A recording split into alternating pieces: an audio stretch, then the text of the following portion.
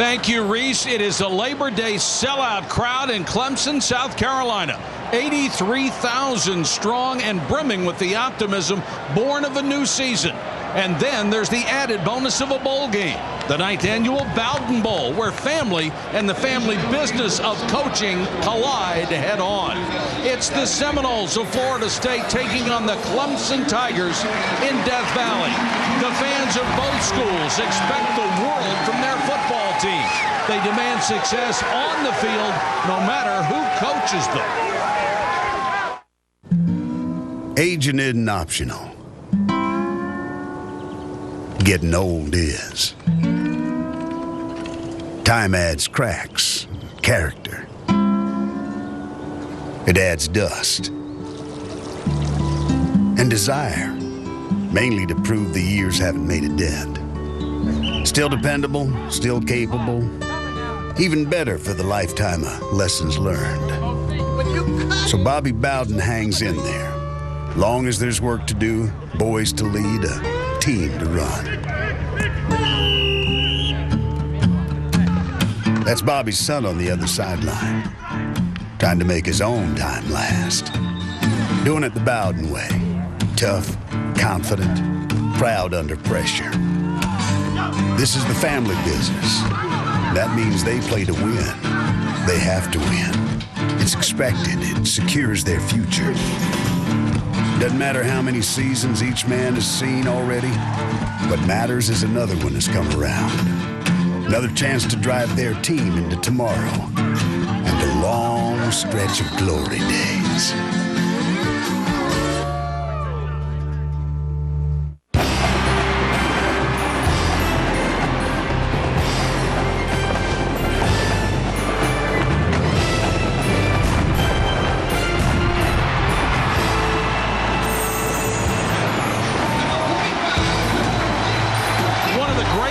Of college football in the South is Howard's Rock, a symbol of effort and luck for the Tigers football program. On that when these teams come out. Good evening, everybody. I'm Mike Patrick along with Todd Blackledge. It's great to have you with us. Holly Rowe will join us shortly. Yet another disappointing season for Florida State led to some massive coaching changes. Now that's going to pay off eventually, but what does it do for them right now? Well, you're right. When Jeff Bowden resigned as offensive coordinator, really opened the door for Bobby to make wholesale changes on his offense, led by a new coordinator, Jimbo Fisher, who came over to Tallahassee from LSU. And I think you're right. Bobby told us last night, I love the offense. Our coaches love it. But the real question is, how much do our kids grasp at this point? How much can they execute? You're right. This offense will be much better as the season goes along. The big question now, how good can they be tonight? All right, there are changes for Clemson as well, including a brand new quarterback, but they do have two veteran running backs, and they're one of the great tandems in all of college football. And a great running game is the best friend of a new quarterback. When you talk about James Davis, you're talking about thunder. He's got power. He's a strong physical runner, even stronger this year. He has patience, the ability to run that zone and set up his blockers, and he's a kind of guy who gets better as the game goes along. You want him in the fourth quarter. C.J. Spiller, he's lightning. He's got the velocity. He's a track All-American, great speed, very versatile, an excellent receiver coming out of the backfield, and he's got that special thing all great backs have, vision to see potential tacklers, and then it's like the Roadrunner, baby. Beep, beep, he's gone. The question for Clemson, how will Rob Spence, the offensive coordinator, utilize these two backs in creative ways on the field together this year? All right, Todd, since the 1940s, with very few interruptions, the Tigers have gathered at the top of this hill to reach the field. They come on buses from the locker room, unload as the crowd goes crazy, and then start down. They added the tradition of rubbing Howard's Rock in the late 60s, a stone brought by a booster from Death Valley, California to Death Valley, South Carolina. Hall of Fame coach Frank Howard eventually tired of having it in his office and told a school official to get rid of it. Perhaps valuing the stone more than Howard, he had it placed on the hill. The coach liked it so much he told his players they could rub his rock, but only if they gave their all. Otherwise, he said, keep your filthy hands off of it.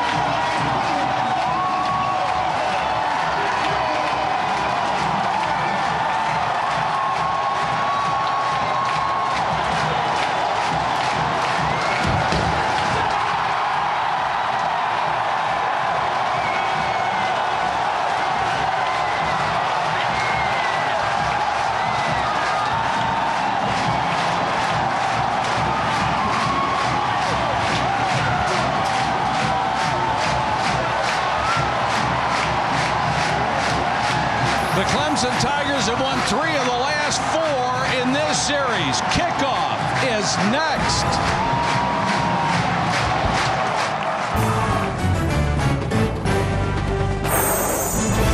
ESPN's College Football Primetime, brought to you by ESPN Game Plan. See the most college football every Saturday. To order, call your pay-per-view provider. ESPN Game Plan lives here. Welcome back to ESPN's Back on Campus Weekend, presented by Dick's Sporting Goods. Welcome back to Death Valley. Clemson for Florida State and Clemson. Let's go to the sideline in Holly Rowe. Today, a building on campus was searched by local and university police after they received an emailed bomb threat.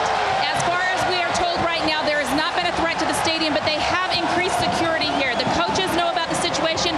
Coach Tommy Bowden said he has not told his players because there's no new information right now. I spoke with people here in the crowd and asked them if it had any bearing on their decision to attend the game tonight. They said, oh no, the only thing that they are worried about tonight is how this Clemson football team will be on the field. You don't see any worry in this stadium. 83,000 seats. I don't think there's one available. Do you? I don't think so. And they don't have any seats painted orange here, so. No. It is a beautiful evening for what promises to be a great football game. Florida State is ranked in the top 20. Clemson is not ranked coming into this game. And Florida State is wearing all white uniforms for the first time since 1988. And here is the story on the kickoff rule change. Last year in the ACC, 2/3 of the kickoffs were returned. After one weekend in the ACC, 92% were returned. The change, moving the kickoff tee back from the 35 to the 30.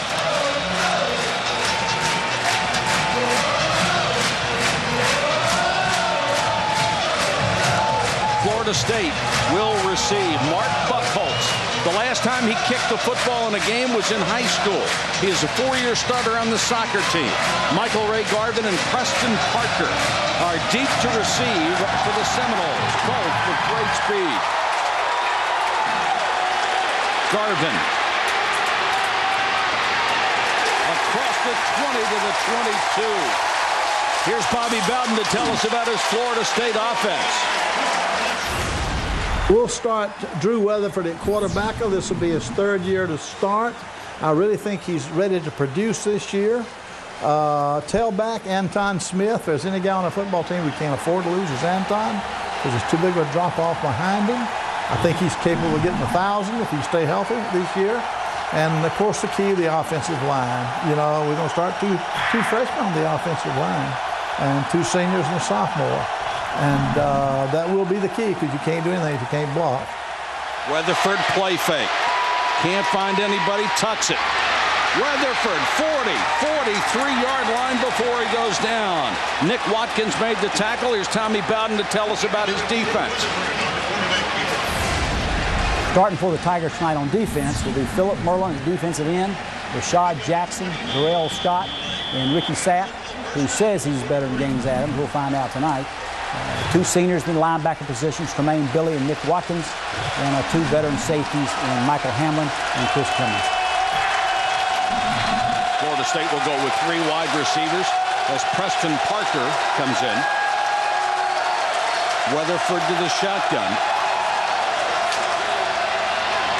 Anton Smith trying to get outside, didn't have a chance, and it's Ricky Sapp, and there is his first confirmation for his coach that he can play the spot games Adams did. Well, he's a highly skilled guy now. He's upped his weight from 220 to 240, and he made a big play there behind the line of scrimmage. And Florida State needs to be able to have some success running the football. I mean, if you want to have a balanced offense, which Jimbo Fisher wants to, that means you got to run it and throw it. In the last 2 years, they have been downright anemic trying to run the football, and that is an order of priority for Jimbo and the new line coach, Rick Trickett, who came over from West Virginia.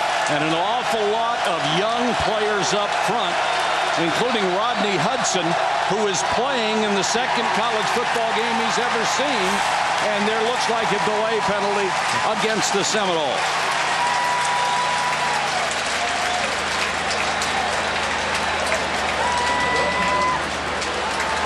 That's Chuck Amato, the former NC State coach, talking to Bobby Bowden. Did they get the timeout? Timeout on the field. They did. There's a timeout on the field. Florida State. It's a tough way to burn one this early. Less than a minute and a half into this game. Nothing at Clemson.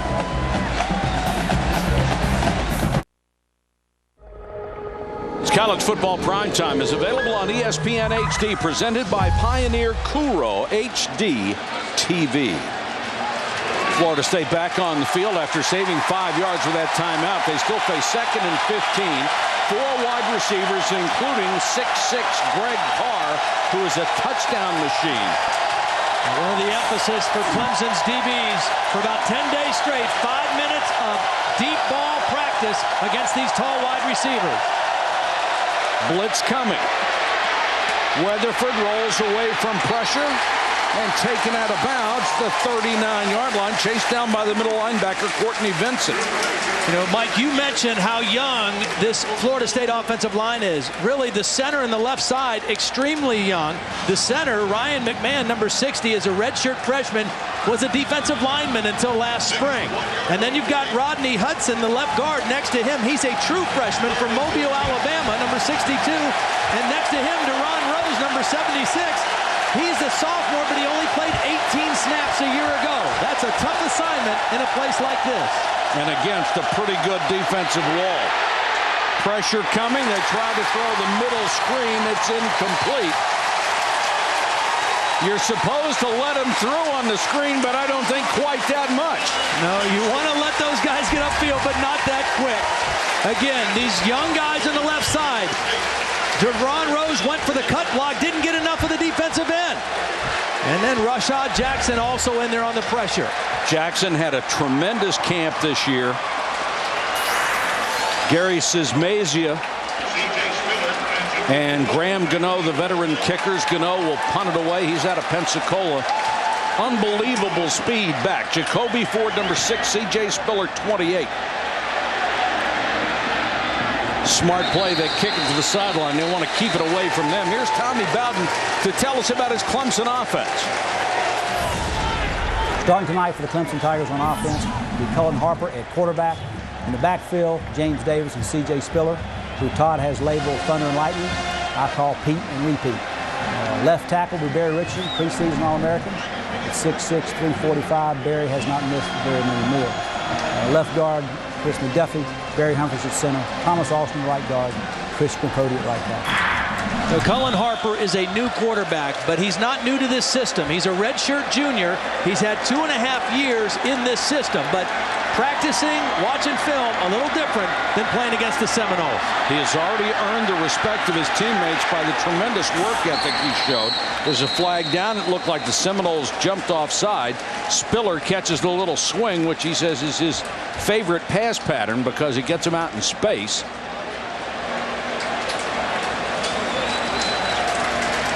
And it will be a free 5 yards for Clemson. Ron Cherry, our referee tonight. Offside. Defense, number 96. It's a 5-yard penalty. Let's get first down.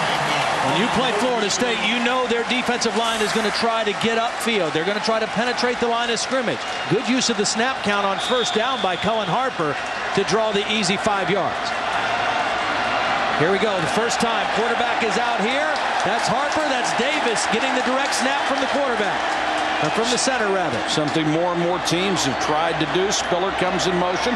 They fake it to him. Davis goes straight up the middle to the 47-yard line. A little option offense. This is like when you choose up sides in your backyard. The best guy gets the ball.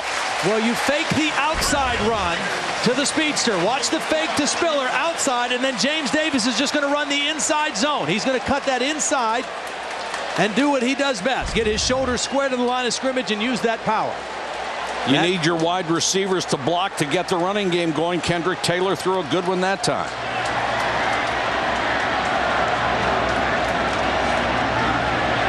Spiller, nothing. Here's Bobby Bowden to tell us about his Seminole defense. The strength of our defense, I think, is our defensive tackles. Fluellen, Thacker, Ginn in there at defensive tackle. Linebackers are questionable because of injuries. I mean, they're playing coming off of knee operations. Gino Hayes can probably play with anybody if he can stay healthy. Secondary, we're veterans back there. Coners, 2-year starters. Myron Rowlett, safety, is an all-star. Roger Williams, a 3-year starter. 3 wide receivers to the near side, and Cullen Harper goes to the shotgun. Spiller again.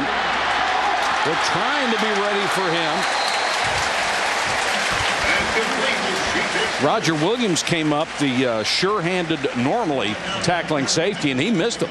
Yeah, he missed him, and they know that Clemson likes to do a lot of things to offset that pressure at the line of scrimmage. They throw a lot of wide receiver screens, bubble screens, and for Cullen Harper, he just wanted to get a couple quick completions, get his confidence up, get a feel for the game, the speed of the game, and I'd say he probably has that right now. Has his team out to the 50-yard line. No Clemson quarterback has ever beaten a top 20 team in his first start. That's his challenge tonight. 3-man rush. And Harper will get out of bounds, takes a shot at the sideline, and boy, it looked like he was out of bounds. And right in front of the Clemson bench, the coaching staff going nuts as Gino Hayes got him. I like the call by Mickey Andrews on 3rd down. The first time he faces this young quarterback on a 3rd down, here's Harper, had to scramble. I think that's a good no call. I mean, it was not a vicious hit. He left from infield to play. There was one on the other side earlier in the game they didn't call, but Mickey Andrews, first 3rd down against this new quarterback, instead of bringing pressure, 3-man rush, drop 8, make him read a defense, and he had to tuck it and run and come up short. And our hearts go out to Mickey and his family. They lost their son Ronnie, 41 years old, in August. Jimmy Mayners is on to punt. Weston Parker at deep. Parker waits at his 15-yard line. Line drive kick. Parker finally decides to let it go, and the ball kicks into the end zone. 52-yard punt and no return. So the ball will come out to the 20-yard line. We've got a timeout on the field. 11:07 to go, first quarter, scoreless from Clemson.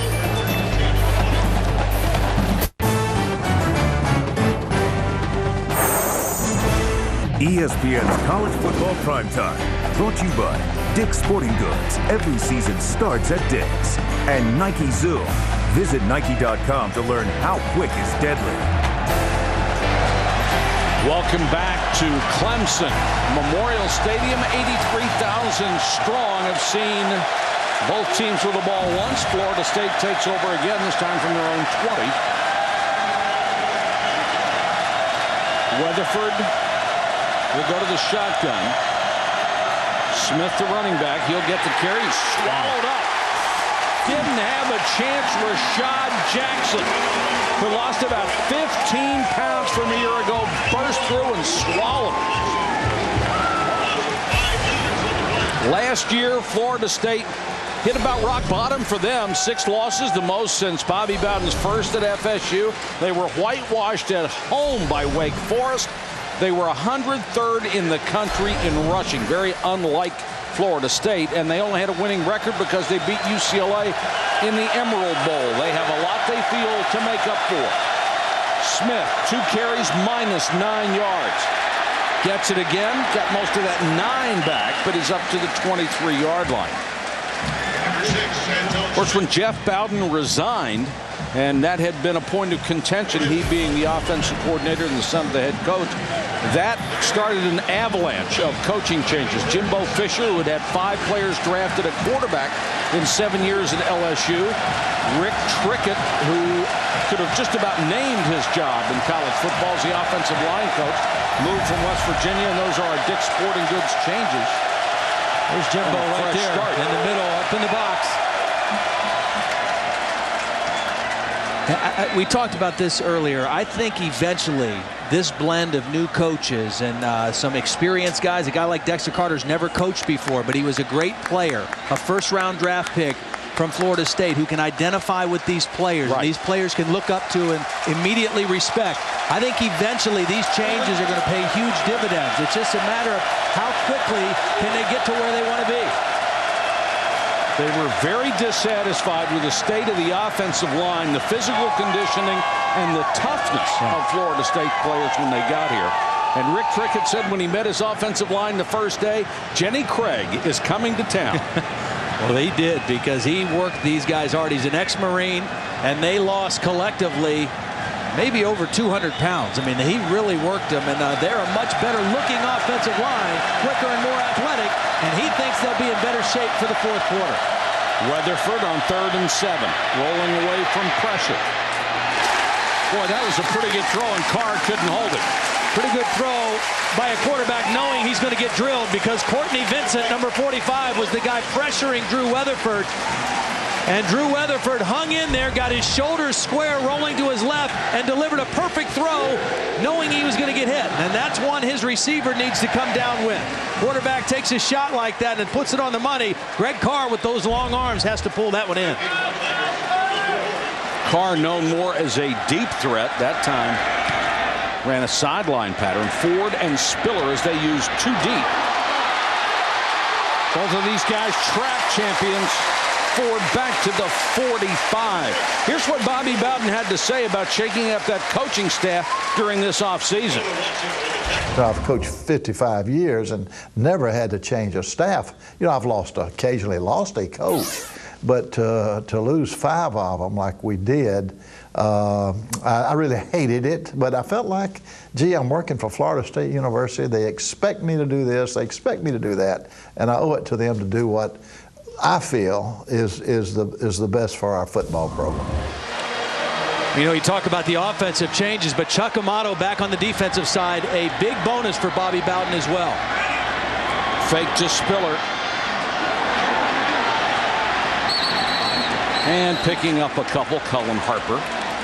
Chuck Amato was a longtime assistant and really is now the executive head coach for Bobby Bowden. Takes care of a lot of the day-to-day operational things in the office, allows Bobby to just focus on the things he needs to focus on. He's also kind of the disciplinarian for the Florida State football team. And him back, I think Bobby, just a comfort level for Bobby Bowden, and a comfort level for Mickey Andrews as well, the defensive coordinator. Florida State jumps again. Here comes a call from the line of scrimmage. Get them to show their hand and then look to the line for a change of play. Harper, short set, pump fake, and out of bounds. Wouldn't have counted. Kendrick Taylor actually ran out of bounds. He would not have been allowed to have made that catch. Well, the pump fake got what Cullen Harper wanted. He got the cornerback to bite. Watch Michael Ray Garvin bite on the quick throw. And so he has a shot in there before the safety can come over, but just not able to make the connection. Taylor has to be more aware of where that sideline is. Yeah. 3rd and 9. You notice the graphic on Chuck Amato, executive head coach. They had to dream that one up. They've already used assistant head coach and associate head coach as well as head coach. What's next? 3rd and 9. Pressure coming on Harper, too high.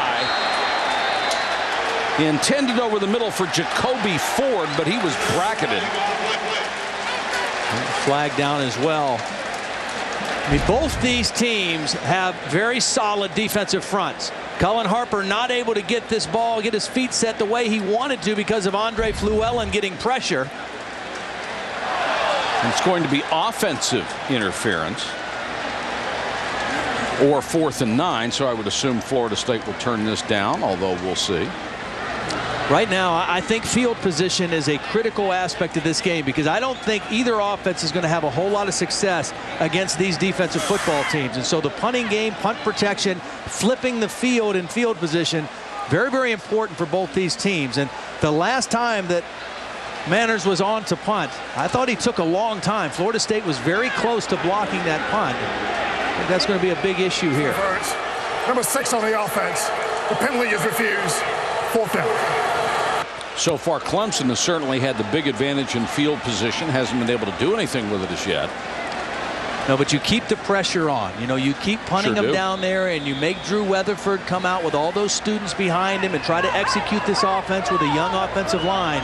If you have the advantage in field position, even if you don't have a lead on the scoreboard, try to keep that advantage, keep that other team pinned down. Make them go the long field. Mainers to kick to Parker, who only had one kick return a year ago, replacing Chris Davis.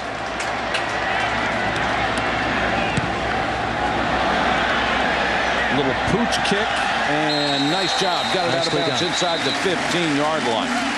Next week, Monday Night Football returns to ESPN and kicks off with a doubleheader. First at 7 Eastern, it's the Ravens against the Bengals. Then at 10:15, the Cardinals meet the 49ers. Don't miss the return of Monday Night Football on ESPN next Monday night. I think there ought to be more of that. My old buddy Paul McGuire always says he doesn't understand people that don't kick the ball out of bounds inside the 20-yard line. Seems to make an awful lot of sense to me. Absolutely. I mean, you're still talking about going 86 yards for a score. And that's the advantage you want to keep, because that puts pressure on an offense. It puts pressure on a quarterback. It puts pressure on a play caller, an offensive coordinator, when you're at the short field. Weatherford throws to his fullback coming out of the backfield, Marcus Sims, but he can't keep his feet. Let's go to Reese for a SportsCenter 30 at 30. Reese? All right, Mike, couple of baseball pitching notes. Pedro Martinez is back for the Mets. He went 5 innings, threw 76 pitches, hit the radar gun at 90. Got his 3,000th career strikeout in the process and got the win against Cincinnati today. He's coming back from a rotator cuff problem. Meanwhile, Ichiro went yard against Roger Clemens. That was his 200th hit, or got his 200th hit. Clemens, meanwhile, is going to have an MRI on his elbow after suffering pain. Much more on these stories. SportsCenter after the game. Stay current with ESPN News. Thank you, Reese. 2nd and 10. Weatherford straight back. Out in the flat again, intended for Sims, the fullback, and too high. Byron Maxwell was out in the coverage. Weatherford is a guy whose first couple years have been a disappointment. Well, somewhat. I mean, he's still thrown for over 5,300 yards and has done a lot of good things, but just inconsistent, as a lot of young quarterbacks are. Now, he clearly earned the job in a long battle with Xavier Lee this offseason, and this summer, he's the guy that Jimbo wants to go. And Bobby Bowden says, you know, he's finally now a redshirt junior. This is when we're used to having a guy become our starting quarterback. That was Xavier on the sideline.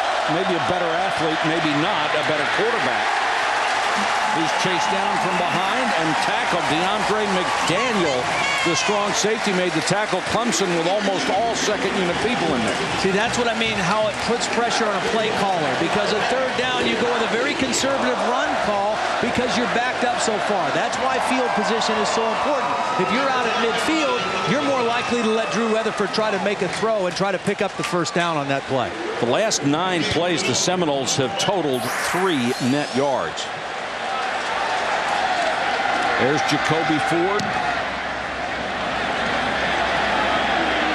at the 38. Muffed it, got it back at the 42. 43-yard kick and no return, although Ford had a real good shot, had a lot of green in front of him. Tigers will begin at the 43-yard line. Clemson was known for getting off to slow starts and then coming on with a rush. Last year, they started 7-1, were ranked as high as 10th. Davis and Spiller racked up over 2,000 yards rushing, but they lost 4 of the last 5, including their bowl game, because people decided the running game was not going to beat them anymore, and they couldn't throw it. Well, the turning point for Clemson's season came on a Thursday night in Blacksburg, Virginia. Virginia Tech beat them 24-7, and as Tommy Bowden said, they broke the code on how to stop our offense. Fake to Davis, end around to Jacoby Ford. Ford off to the races. To the 25-yard line. Gino Hayes made the tackle. The ACC indoor 60-meter champ with a little room to run on the outside, a gain of 34. Well, Jacoby Ford had a 38-yard run last year in this game. Here he is. He's going to come on the reverse. He's got the great speed. Sets up his block by Aaron Kelly. Number 80 does a great job of getting in the way of the defender, and then that speed takes over. Big play for Clemson. First and 10 at the 23.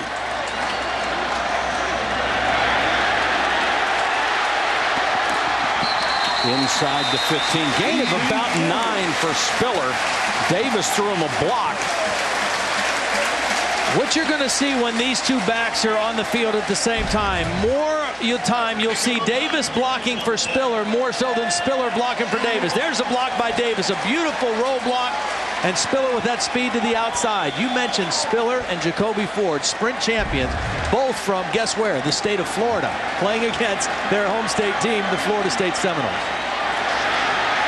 Toss outside, Davis. And speaking of the state of Florida, there were rumors going around that C.J. Spiller would leave Clemson at the end of last year because he was dissatisfied with the way the season ended and splitting time. And he's from Florida, as Todd mentioned. He said his bags were packed. He was ready to go. But talking to Tommy Bowden, he convinced him that staying was in his best interest, and they are delighted to have him back.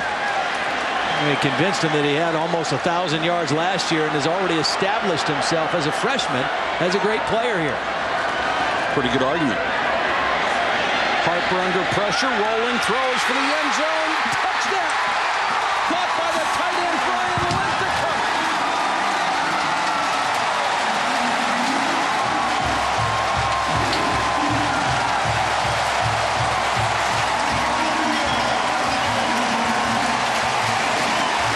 Boy, Cullen Harper has to be about the happiest guy in the state of South Carolina right now. A beautiful play by Cullen Harper and a beautiful play by Lincecum. Both of them excellent individual efforts on that touchdown. Lincecum, an import from Farmington, New Mexico. A freshman, 6'4", 235. Buckholz, the point after. And the Clemson Tigers have taken the lead at home. 7-0 on Cullen Harper's first touchdown pass.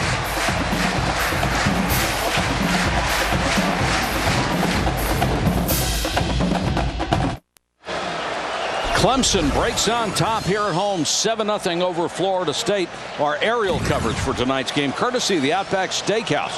The Outback Steakhouse aerial fleet specializes in sports coverage.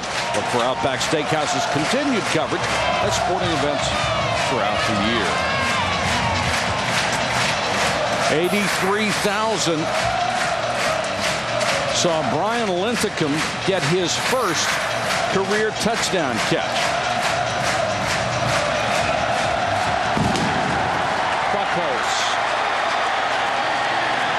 Down to the 3-yard line, Michael Ray Garvin. Nowhere to go. Let's go back to the touchdown, and I want you to watch two things. Number one, watch as Cullen Harper comes out here. Watch him elude the pressure of Nefi Moffitt, and then when Lincecum goes to the end zone, watch him use his body to shield the defender, Roger Williams, almost like boxing out for a rebound and catching the pass. Watch. Excellent job by Harper eluding the pressure, and then Lincecum uses that big body to shield the safety and make the catch for a touchdown. Not bad for a guy who was playing high school football last fall. Nice little telestrator you got this year. Pretty arrows, all sorts of little bells and whistles on this thing. Florida State, their best start so far, the 21. They've been pinned.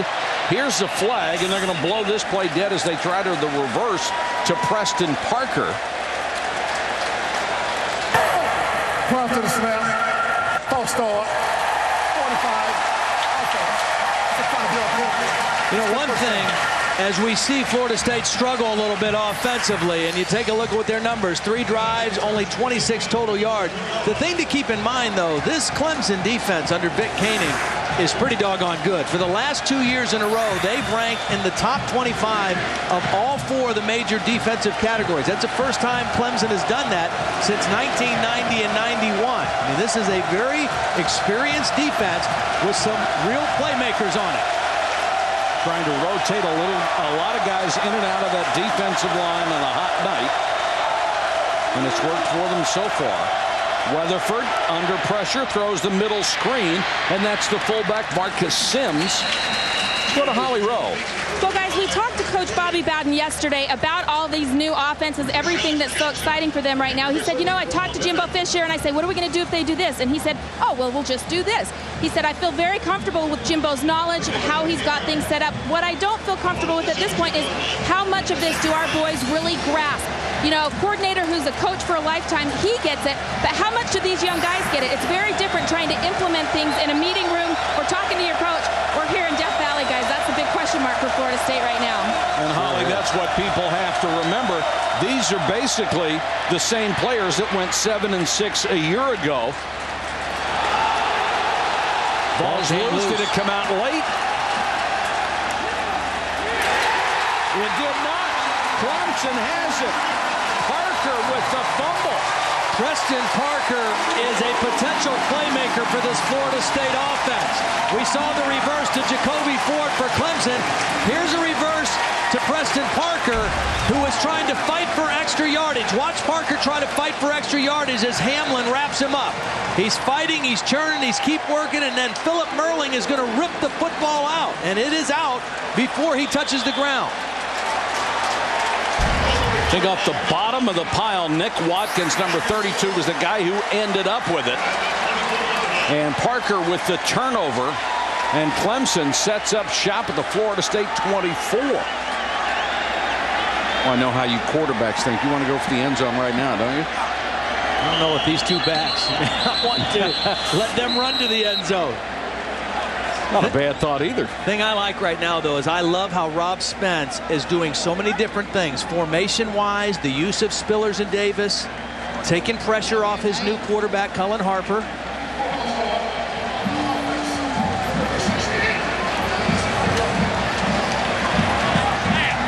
And the other thing about Clemson, this was a team last year that had 4 senior offensive linemen, redshirt seniors.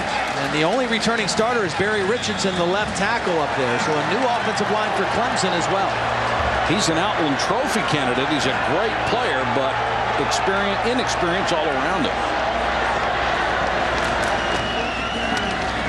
Davis shakes it, tackle, cuts back to the 20, 10, 5, touchdown Davis. What a run.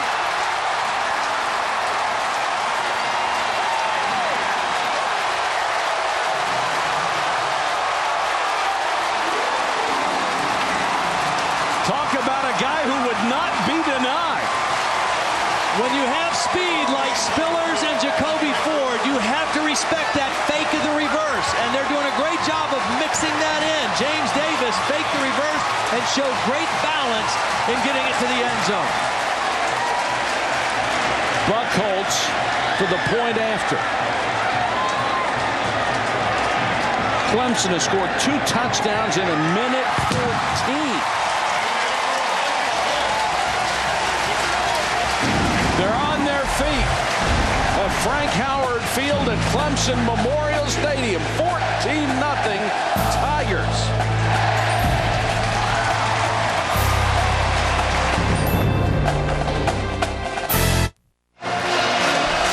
Nothing but smiles on the Clemson sideline. 2 touchdowns in a minute 14 will do that for you.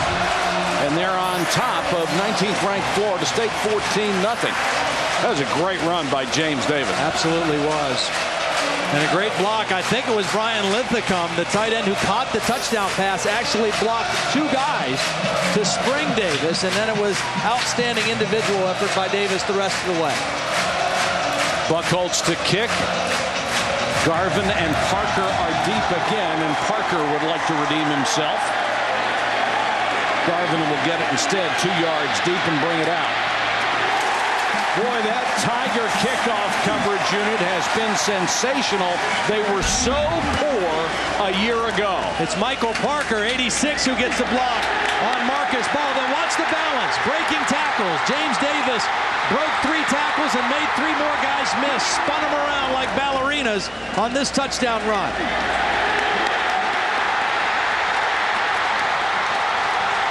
We talked about C.J. Spiller having the vision. James Davis got pretty good eyes, too. Yes, he does. He saw those white shirts.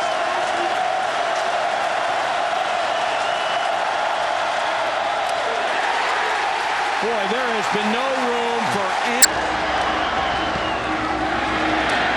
Davis up the middle. Gets about 4. And that will do it for the first quarter. And it has been all Clemson Tigers. They have won the battle of field position, and they've won the battle on the scoreboard as well. They are up 14-0 at home against the Seminoles of Florida State.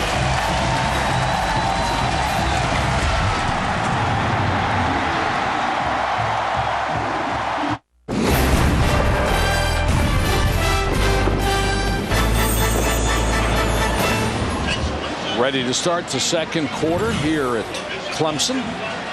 Seminoles against the Tigers. A sellout crowd, 83,000. Glad you could join us on Labor Day. Hope you've had a good holiday weekend. And this hopefully will cap it off for you. Clemson has done a nice job in mixing up their plays and utilizing the reverse, both as an actual play and as a little deception, faking the reverse. But that has kept this Florida State defense spread out and having to make plays in space. And it's kept the pressure off of Colin Harper. This time Davis has nowhere to go. Take a look at our game track as Alex Boston made that last tackle. Bowden Bowl 9. Son has beaten father 3 of the last 4.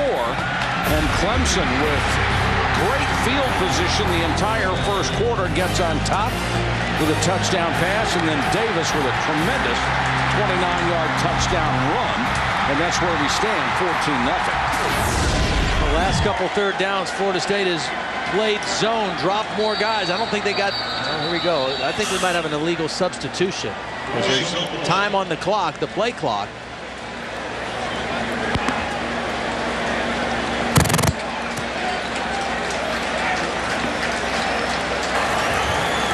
Illegal substitution.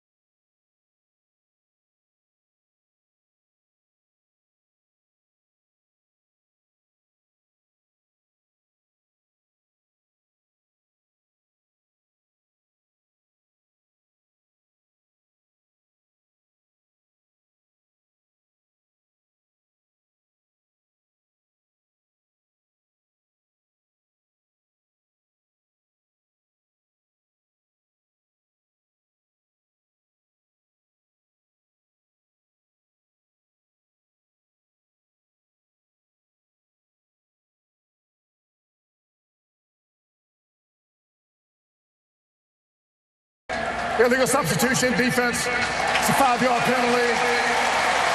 It's your first down.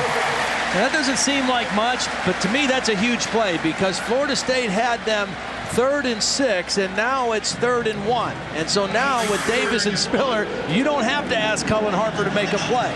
You just got to say, hey, number 1 or number 28, get us the first down and 4 new downs. I mean, that's a huge penalty for Florida State, who's playing with their backs against the wall right now. And they go with a 3 tight end formation. Spiller, the sprinter, is the tailback. Florida State jumped. Spiller outside. Well, if you get a shot to tackle him, you better take advantage of it. One guy misses, he's liable to be gone. That's the second time that Clemson has gone on a longer snap count and gotten an easy 5-yard penalty against Florida State. Looked like Nefi Moffitt that time. And that's not a rookie quarterback move. That's a veteran kind of move. Yeah, short yardage play. You know that defense is trying to get across the line of scrimmage, guessing on the snap count. And you get the easy 5. And then you also go ahead and run the play because with a guy like Spiller, he might be able to take it to the house.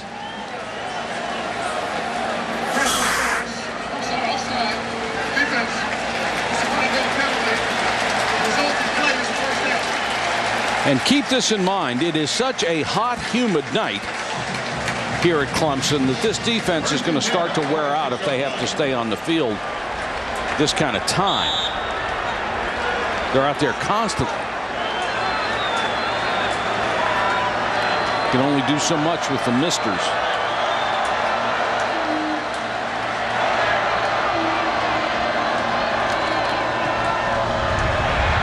Davis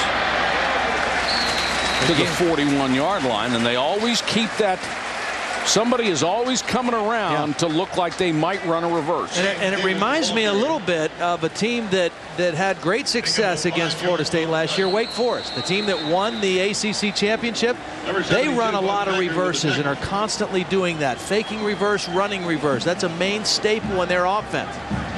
Michael Palmer is the tight end, the sophomore out of Stone Mountain, Georgia, that comes up limping. He's the starter. Really a good blocker. He got the key block on James Davis's touchdown in the first quarter. Has really come on this offseason, added some weight and strength. The tight ends are a big part of Clemson's offense because they like to use 2, 3, and different formation packages. Linthicum, who caught the touchdown pass, is back in there.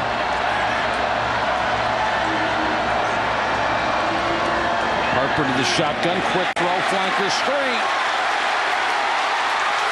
And there goes Kelly. Touchdown. They set that up beautifully. Thomas Austin, the right guard, got out there and threw him a good block. Other receivers were downfield throwing him a block.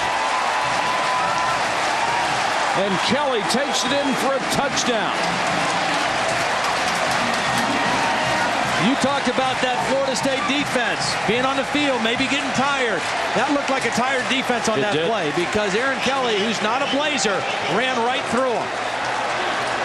The 78th catch of Kelly's career. Only 12 players in the history of this program have ever had 100. 4 plays, 60 yards, only a minute 53. And look at this. Clemson by 21.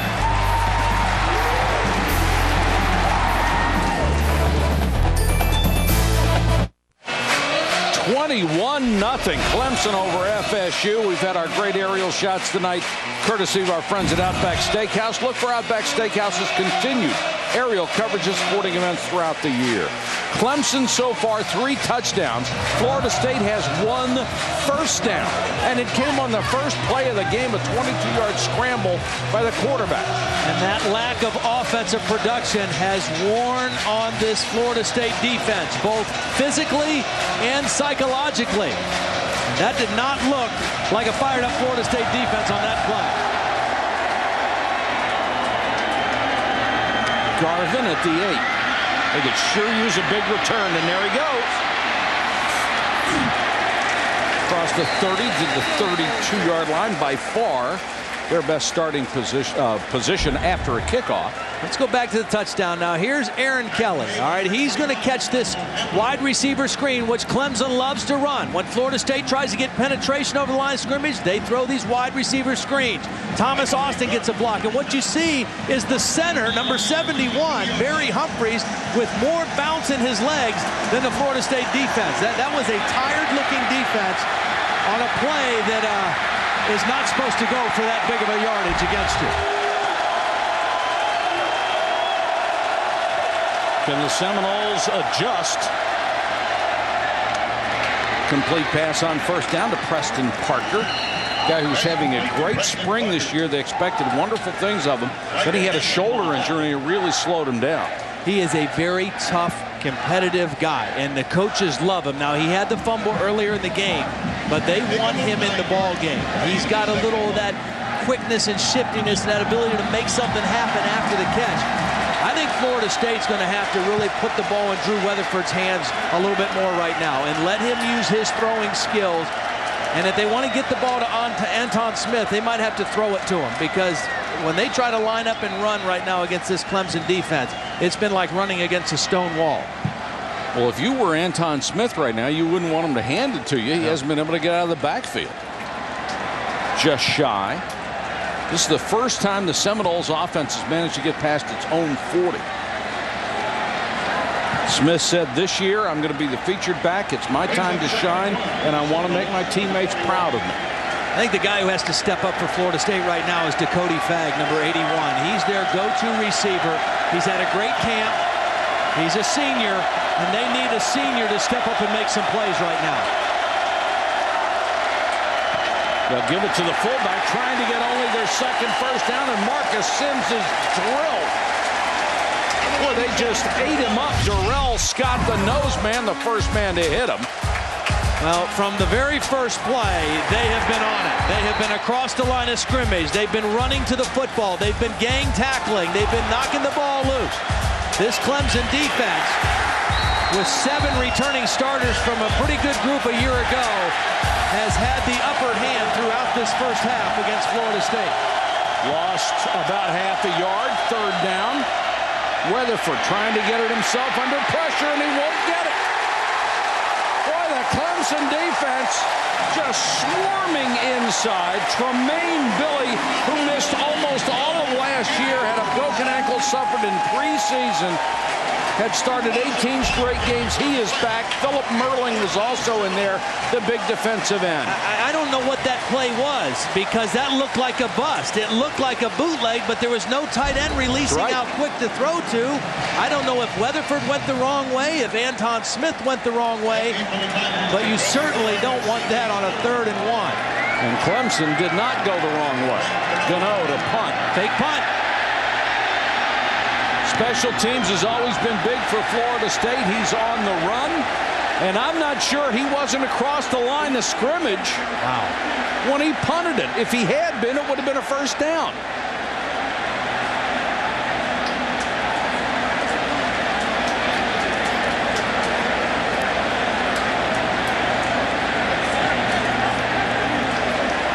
Wow, that's... I've never seen that. If he wasn't past the line of scrimmage, that's pretty good awareness by Gano, knowing where it was. Now watch the yellow line. No, that's the first down. The yard line's the 37-yard line. Right. And he looks like he is just barely behind it when he kicks the football. I'll tell you what, that's hard for a punter to know that. I mean, there's a flag right there. There's a marker right there. That was one of those, if you can get the first down, take it. If not, be creative. Well, he created an 18-yard punt. That's what he created. And Clemson, instead of being backed up, has it again at its own 46, and now Cullen Harper wants a timeout.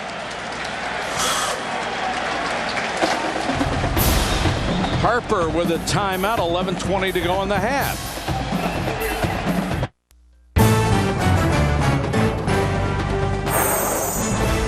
ESPN's College Football Primetime, brought to you by Applebee's Neighborhood Grill and Bar, eating good in the neighborhood, and Esurance. Get your fast, free auto insurance quote at esurance.com today. Clemson with the football as their defense has shut down the Seminole running game and the passing game. And Cullen Harper so far 3 out of 7, but 2 touchdowns. Yeah, not bad. He's done a good job of managing the game. Good job with his ball handling.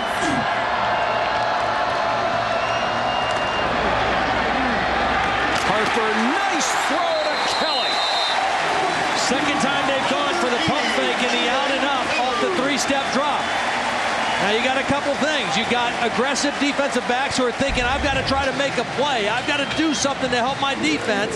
And then the other thing is you got a 6'5" receiver who's going to go up and fight for the football over a smaller corner. So you get the pump fake, and then you let your big receiver go get the football. Patrick Robinson, number 21, never got his head around. Myron Roll, the Rover, freshman All-American a year ago, came over but got there late. And a nice touch throw by Harper. Here's Spiller picking his way inside the 25 to the 24. Everett Brown made the tackle. Let's check in with Holly. Well, guys, as many people might know right now, Cullen Harper is starting in his last senior year, and behind him is a highly recruited South Carolina product, Willie Korn. Tommy Bowden, his Clemson coach, actually pulled aside Cullen Harper and said, look, be prepared if you get booed tonight. These people want to see Willie Korn. They think he's the future. So you need to be mentally prepared. Guys, I'm no genius out here, but I don't think they're going to have to worry about that tonight. Tonight, I think you're right. Harper with the delay gives to Spiller, and Spiller lost the ball.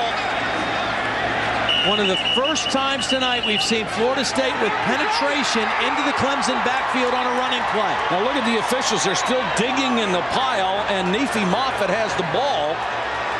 Or rather, Dakota Watson has the ball, and the officials are still trying to unpile. I think they say Florida State ball. Here comes Clemson walking off the field. The first time penetration in the backfield. The first time a Clemson back has met resistance behind the line of scrimmage, and Spillers just coughs it up. Doesn't protect the football, and the first good thing to happen for Florida State on either side of the ball right now happens for the defense. Boy, something they desperately needed. They'll take over at the 27. Let's see if that gives them a little spark. Dakota Watson, who came up with that, is from Aiken, South Carolina. A little bit of a homecoming for him tonight. In the eye, the fake to Smith. Weatherford, good protection this time, floats it downfield. That was a jump ball to Dakota Fagg, and he was double teamed. Let's go to Holly with Gaines Adams. Well, guys, Gaines Adams was the 4th overall pick in the NFL draft. He was so good for Clemson last year, but you've been in these first game situations as a defense before. How do you describe their defense tonight? Well, overall, I mean, they're doing good. I mean, having some 3-and-outs, getting some good pressure on the quarterback. And obviously they worked hard during camp, and the coaches did a great job with them. How hard are you working in camp right now to try to get that starting spot? Well, I'm working pretty hard. I mean, I'm just trying to take a day at a time and just focus on the little things and starting to come down the road. I mean, when I get the playbook down and get acclimated to the system, I'll be fine. How difficult has it been for you to come from this Clemson system and learn your Tampa Bay system? Oh, it's been tough. I mean, but with the guys on the team, defense veteran guys, Derek Brooks, Chris Hovan, and those guys, been walking me through every day, and I want to give thanks to those guys. All right, thanks so much. We'll look for you this fall. Thank you. Holly, thanks very much. Gaines, thank you. I think this is a critical play for Drew Weatherford right here. It's 21-0. 9 minutes and 20 seconds left in the first half. Your defense just came up for a turnover. You must keep the football and let your defense rest. They only have 54 yards in total offense, and they get about 4 more there, but that is all as Parker makes the catch and is drilled by the Thorpe Award candidate Michael Hamlin. This is a great job by the free safety Hamlin. He's 6'3", 205. If he doesn't hit this receiver high, Parker might slip underneath him and get the first down. But because Hamlin came in high and wrapped him up, he was able to force a punt situation for Florida State. And really good recognition by him. As soon as that receiver had 1 step free of the linebacker, Hamlin was covering it up. Gano to kick to Ford, who is back as a single punt return man this time. Flag down. Dead ball. And they'll have to redo it. Timeout on the field. Florida State. Seminoles used their second timeout with 8:24 to go in the half. Last year, Ray McElrathbey and his little brother Famar captured the hearts of America. When we come back, we'll update you on their amazing story.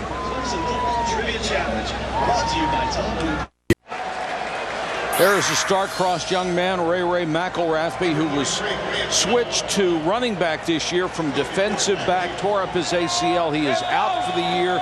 You know his story from a year ago when he got custody of his younger brother because of his family situation and the NCAA decision to allow them to open a trust fund to take care of that young man. And for more on that, here's Holly Rowe. Holly?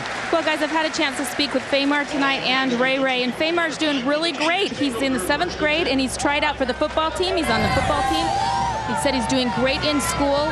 Ray said he's still doing a great job doing chores around the house. He hasn't asked for any allowance. He doesn't like having the money on him, but everything seems to be going very well. Ray is a little frustrated about his injury, of course, but he's going through rehab and trying to do the best he can for Clemson right now. You know, Holly, one of the things you hear about Clemson from a lot of people is how great of a community and a family atmosphere and the support that's been there for Ray and Famar. And Rob Spence, one of the coaches, and his family very involved. Lots of people in the community helping out in that situation. Harper hit from behind as he threw, nearly picked off. Gino Hayes, one of the linebackers, had a shot at it as there was pressure on Harper, and he never saw it.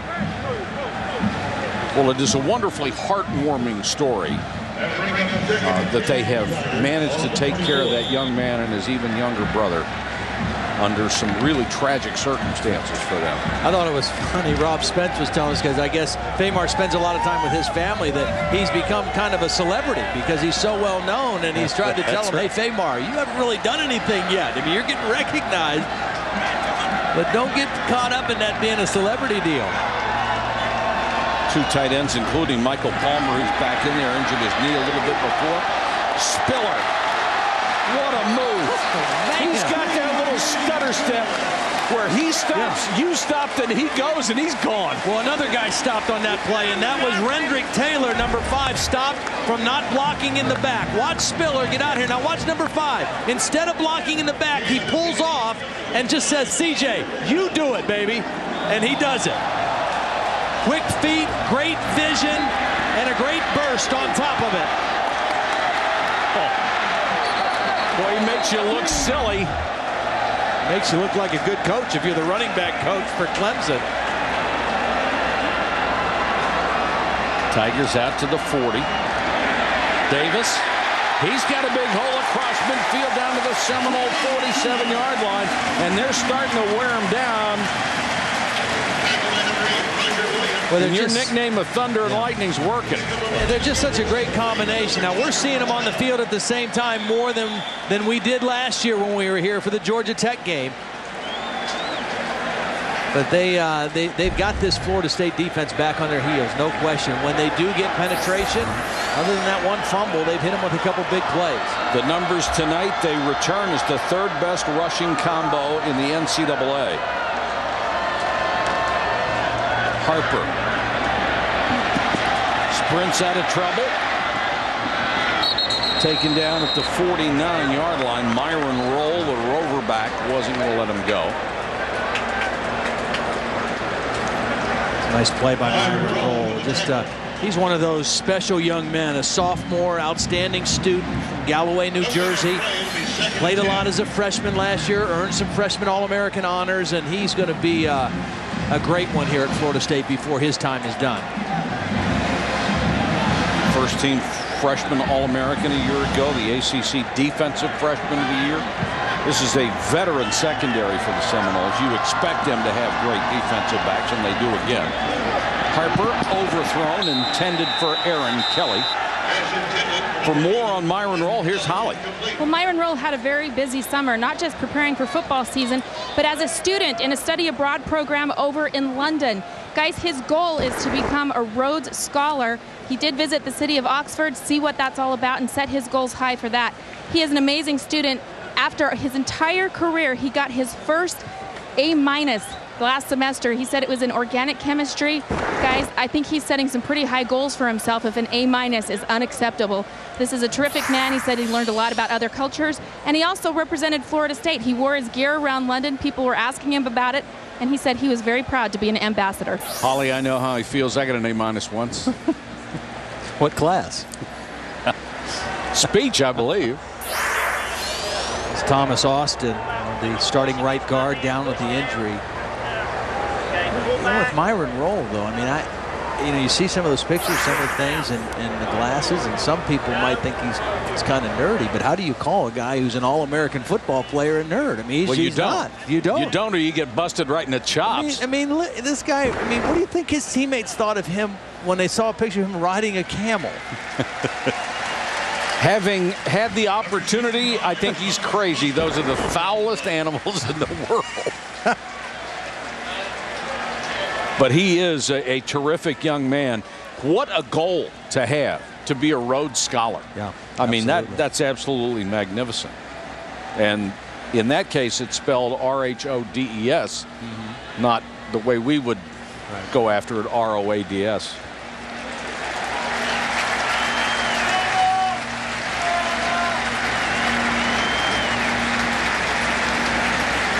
Thomas Austin was one of those guys out in front on Aaron Kelly's touchdown run on the wide receiver screen, getting helped off the field now. Again, this is a relatively new offensive line for Clemson. Barry Richardson, the left tackle, the only returning starter.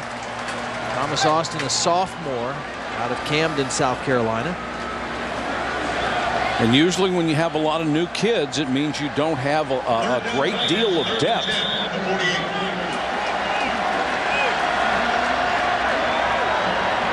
Clemson facing 3rd and 10.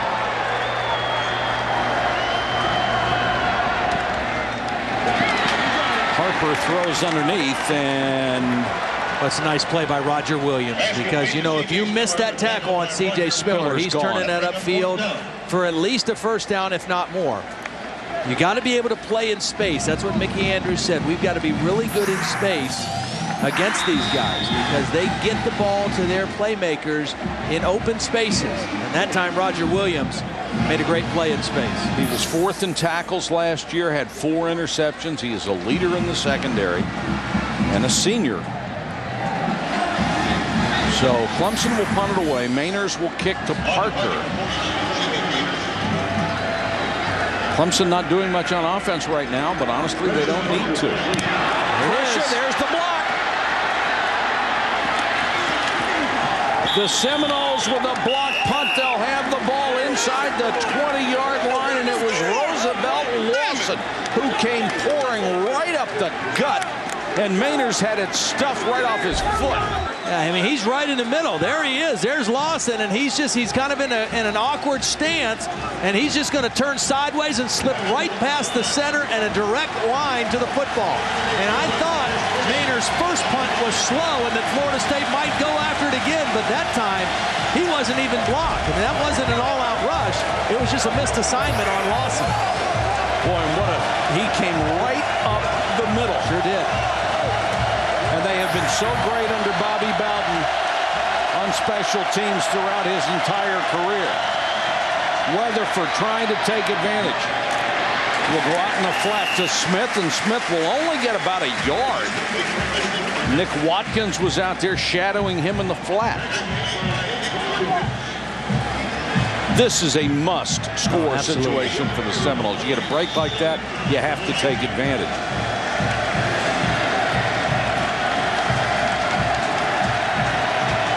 Weatherford looking to the bench for the call that they want.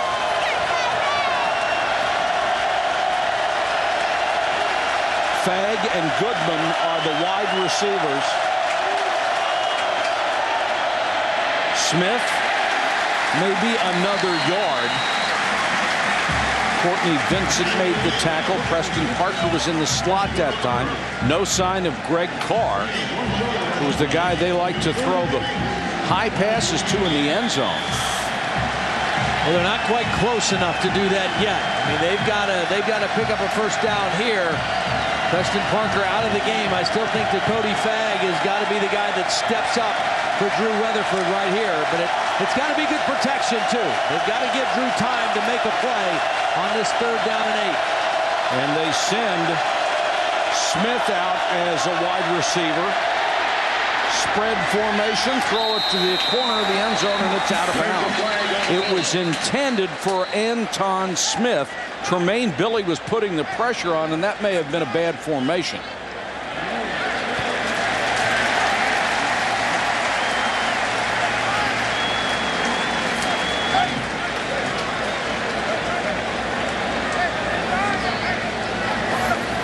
Cleveland Indians will receive it downfield. Offense, number 81. The penalty is refused.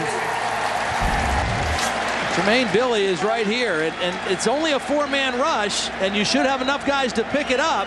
They release the tight end, and nobody turns out on the outside rusher. I mean, that's 4 against 5, and you should be able to block that. Well, they said 81 was the ineligible receiver. I think that's because Cody Fagg was covered up by a flanker. So he was not eligible, even though he's a wide receiver.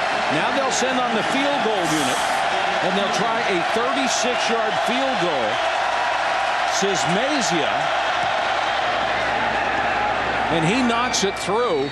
And with 4 minutes and 12 seconds to go in the first half clock, Florida State finally gets on the board. Let's check with Reese Davis, a Sports Center 30 and 30. All right, Mike, get you up to date on a couple of baseball stories. Pedro Martinez coming back from rotator cuff problems, pitched for the Mets, got a win, went 5 innings, and recorded his 3,000th strikeout in New York's 10-4 victory over Cincinnati. Meanwhile, Roger Clemens got knocked around. Ichiro got his 200th hit of the year. Seattle won the game 7-1, and Clemens is to have an MRI on his right elbow, which gave him some pain. Sports Center after the game. You can always stay current with ESPN News.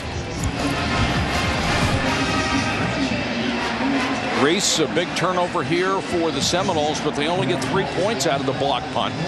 Yeah, I think that's a win for Clemson. I really do. I mean, you know, your defense comes in, has to defend the short field after the block punt. They've been dominant the whole first half, and they hold them to a field goal. I mean, that's a win for Tommy Bowden's Clemson defense.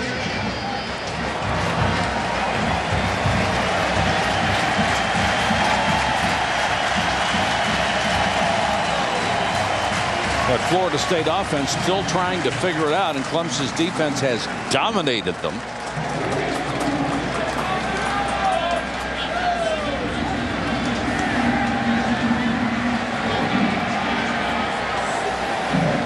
Eight straight Florida State possessions. They have failed to produce a first down.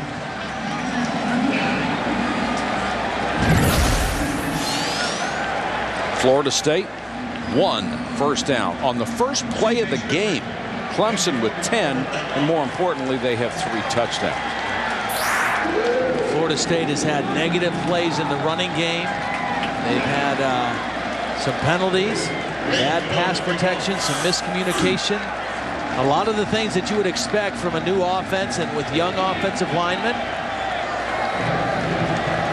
Ford and Spiller, world-class speed deep. High pooch kick. Spiller runs up to the 21. Trying to get to the wall on the outside. C.J. Spiller looking for a block. And did you see Jacoby Ford come flying up on the outside, past his teammate, got him a block, a 52-yard kickoff return.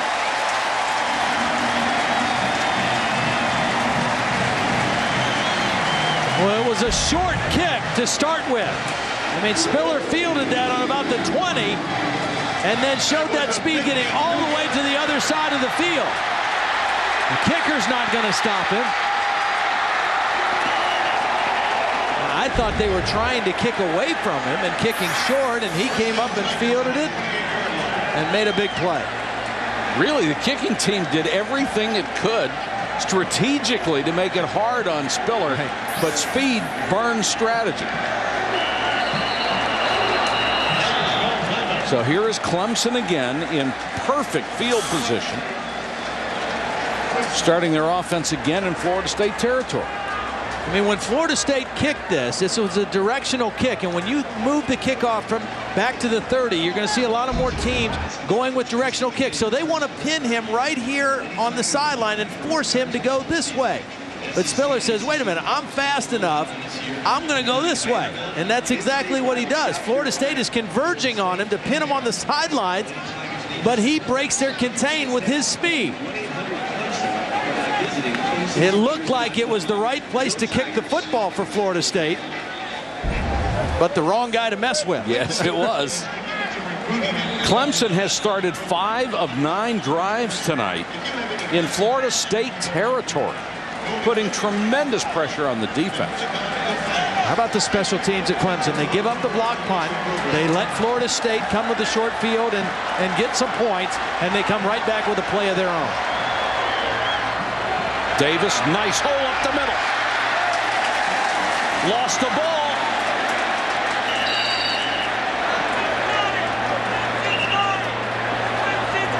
They're indicating he was down or Clemson recovered. Or both.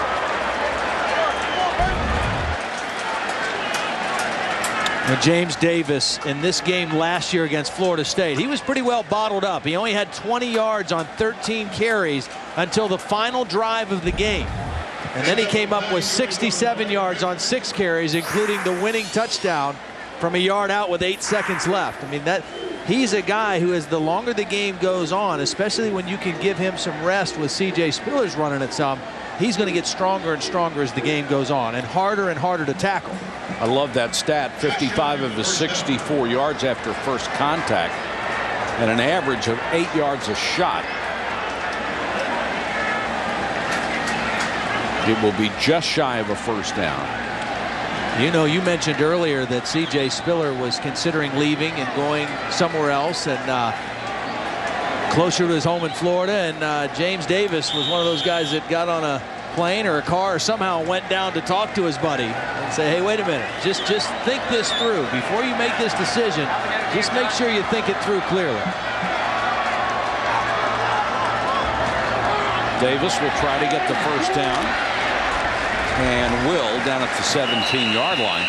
Well, he has his girlfriend and his child lived very close to the University of Florida, and it would have been very convenient for him had he transferred. But now that they have straightened the situation out, those two folks have moved up here, so he is closer to his baby, and that's what he wanted.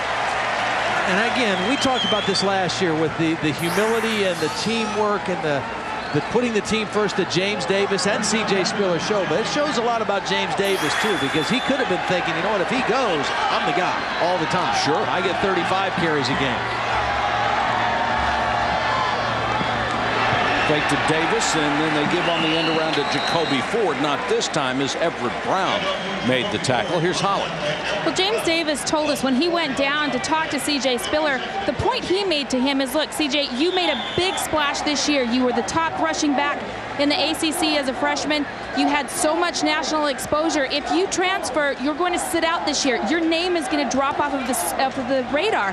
That was one of their biggest arguments to him. And then when C.J. came up here in what Coach Bowden thought was to say goodbye, Coach Bowden had a whole stat sheet ready for him about what he had accomplished and what he could still accomplish. And the bottom line, Holly, for Clemson is it worked. He is here, and he is certainly an integral part of this offensive scheme. And why not? Kid's got a lot of talent. And it's a big challenge for Rob Spence because he's always been a one-back guy. So he has had to go to other coaching staffs and really work so very hard to learn what it takes to integrate a second guy into the offensive scheme he wants to run. And you got to have hats off to Rob Spence for doing that. A second guy who's not necessarily a fullback. I mean, he was familiar with that. I mean, he told us, you know, I'm a little out of my comfort zone doing it this way. But we've got to do it because these two guys are such great players. Let's go to Holly. Guys, I just wanted to revisit quickly a breaking story that happened on this Clemson campus earlier today. An administrative building on campus was evacuated and searched after an emailed bomb threat was received from university officials. So far, there's been no threat to the stadium. There was some increased security here tonight, but guys, I can tell you this is a very festive atmosphere. People do not seem to be concerned with it, and so far, so good here in Clemson. All right, Holly, thanks very much. And, of course, We want everybody to be safe and secure, and that is their first priority, but you're going to have to drag 83,000 people out of here tonight.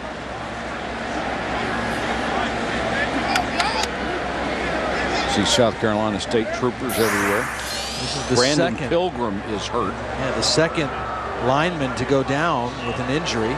We saw Thomas Austin, the right guard, go down first, and his backup now, that's Brandon Pilgrim, who came in for Thomas Austin. Check in with Reese, see what we have coming up at halftime. Reese?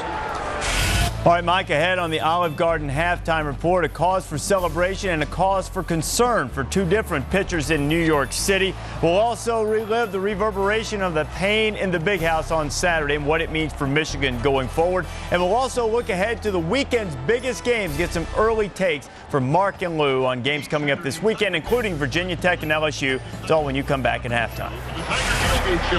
Reese, I wonder if Appalachian State, as a former 1AA team, can get votes in the 1A poll. I think they ought to. I think that was they can't, I am told by Mark Fredrickson. Yes. The first time, though, the first time that a formerly known as a 1AA team, now the football championship subdivision team, beat a ranked, formerly known as a Division 1A team, now the, what is it, football I don't bowl know. subdivision? That takes so long to explain, and it is so silly. Andy Hutchison will come on as Pilgrim comes out, so that's two linemen that Clemson has temporarily at least lost here in the first half. Harper under pressure. Flag is down. That might be a face mask. Well, and if it is, that's really an unfortunate call, because that was good defense by Florida State. I think their defense has started to settle down a little bit in this game. Yeah. After that Aaron Kelly touchdown, and that was Geno Hayes making an aggressive play coming up on the quarterback, and he got a hold of the face mask. And he didn't need to, because he was there plenty of time to wrap up and make a clean tackle. Of an incidental face mask, that's a 5-yard penalty at the previous spot. And Cullen Harper has no chance to run away with a guy with that kind of speed. No, Cullen Harper's pretty athletic, but Geno Hayes has great speed. Hayes and Ball converging, and watch the right hand. He got him. See, but he came off of it. He didn't use the face mask to make the tackle or pull Harper down, so that's a good call, making it a 5-yard penalty, but they do get another shot at third down. Hayes, the only returning starter among the linebackers. Three-man rush. Harper with time, throws for the end zone, jump ball knocked away. It was nearly intercepted. Tony Carter, the shutdown corner, had a crack at it. It was intended for Tyler Grisham, but Carter was in perfect position. Yeah, they tried to go to that pump fake again. Now they've had a little success with it. This time, nobody bit from the Florida State secondary, and Carter comes over to help out his partner there, J.R. Bryant, on defending of Grisham. And Mark Buckholz will try his first career field goal from 32 yards. 4-year starter on the soccer team. Played Friday. And tries to add to the lead. And whistles sound as he kicks the ball through. That somebody was trying to stop the snap, but they didn't. And Buckholz gets the field goal.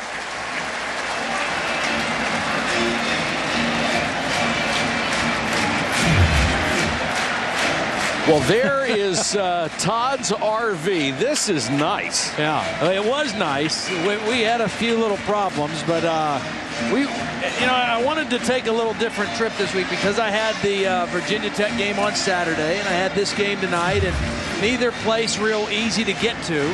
I decided I was actually here's how it happened, Mike. I was at the Pro Football Hall of Fame parade back in Canton on Saturday, the week of the Hall of Fame, and I'm sitting there with my family, and I saw John Madden's bus roll by in the parade, and John's waving to all the people in the parade, and I thought, you know what?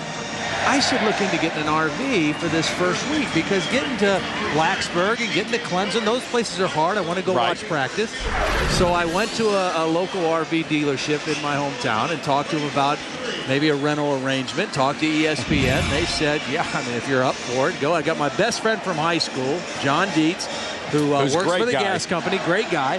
He has done all the driving. My 10-year-old son, Quinn, decided to hop in and join the tour. And we've been gone for a week. I'm ready to get home, and but it has been fun. It really has. Got a lot of work done in the RV. We had a lot of laughs.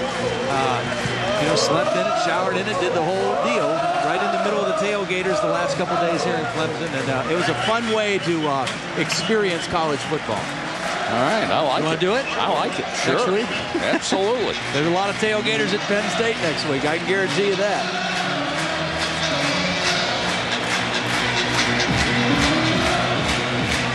I have a feeling if they got me an RV, it'd be about 4x4. Sleep standing up. Yeah, this thing was big. A lot of things that it wasn't, but big it was. 40 feet long. 24-3.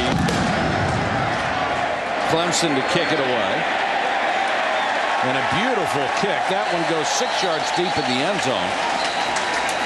Todd, there were some real amazing stories from this first weekend of college football. Oh, we mentioned, the upset of Appalachian State against Michigan can happen to any big team. If you don't come ready to play and those little guys go up there with nothing to lose and everything to gain. It was a wonderful win for the team from Boone, North Carolina. Cal made a positive statement in their win over Tennessee. They were embarrassed last year in Knoxville. They came out and looked great in their first game. Wasn't quite so great for Charlie Weiss and Notre Dame. They stumbled all over the place, played 3 quarterbacks, 122 yards of offense. They've got to get things turned around before Penn State next week.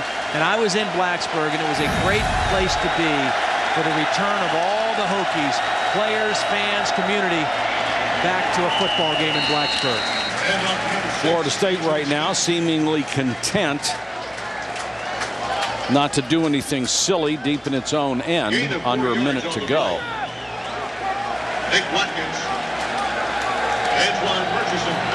You know, the Appalachian State fans, as this pass is tipped and incomplete, tore down the goalposts in Boone, North Carolina. When the game was over, they went over to their stadium and tore down the goalposts. That's pretty good. Next week, Monday Night Football returns to ESPN, kicking off with a doubleheader, first at 7 Eastern. It's the Ravens against the Bengals, and at 10:15, the Cardinals and the 49ers. Don't miss the return of Monday Night Football on ESPN next Monday night.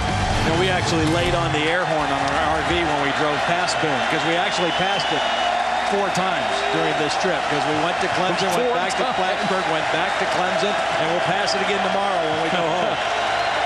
3rd and 6.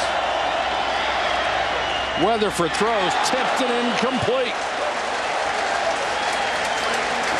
Big hit by Hadrian Lewis, a backup corner who laid the wood to Preston Parker. Well, what do you do here if you're Tommy Bowden? Do you go after this punt with 36 seconds left? You've got 1 timeout left. Or do you try to let Jacoby Ford or C.J. Spiller make a big play on a return? I like to return. I mean, if you've got C.J. Spiller. Yep.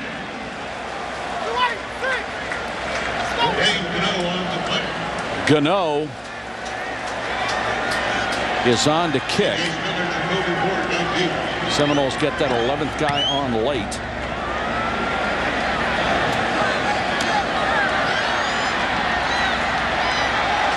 Ford stumbles as he tries to get outside, taken down at the 33-yard line.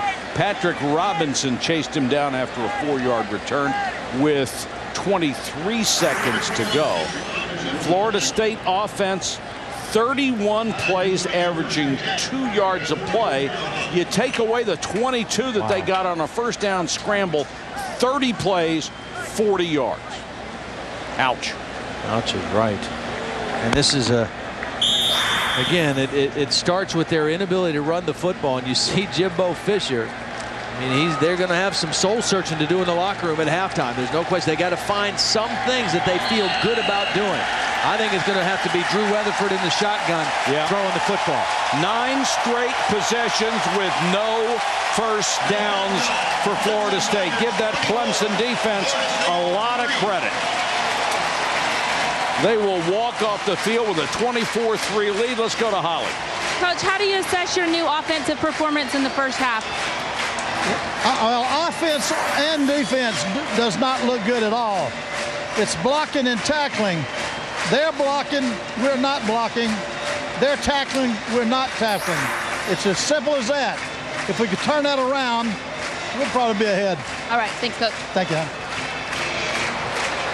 Our halftime score is Clemson 24, Florida State 3. Let's join Reese Davis for the Olive Garden halftime report.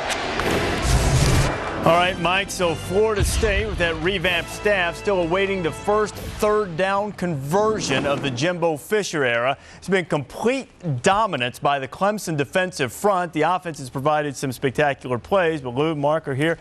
Defensively, they're just running right through the FSU offensive line. They definitely are, and we're giving praise to Rick Trickett, the new offensive line coach at Florida State that was brought into West Virginia to make this a better offensive line.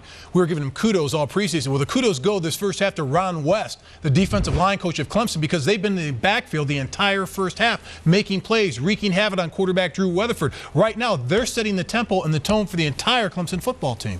But if number 1 and number 28 were on the Florida State sideline, it might be a little different. I've never seen two backs beat so many tackles, and I'm talking about incredible moves, type of moves that you would see from Barry Sanders, etc. But Clemson hadn't made many mistakes, and Clemson, I think, won 3 out of the last 4. And why? Because they put pressure on the passer, controlled the line of scrimmage, and Florida State's not been able to handle the blitz. That isn't just this year, Mark. That's 3 of the last 4. If 1 and 28 on the other side, if a bullfrog had wings, he wouldn't bump his rear end on the ground when he jumped either, now would he? But I'm just saying, they don't need a lot of blocking. That is very true, very true. Some other news before. Welcome back to ESPN's Back on Campus Weekend, presented by Dick's Sporting Goods.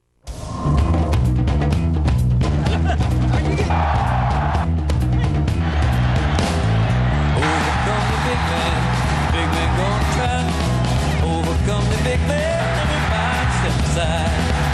Put on over, don't let the big man by.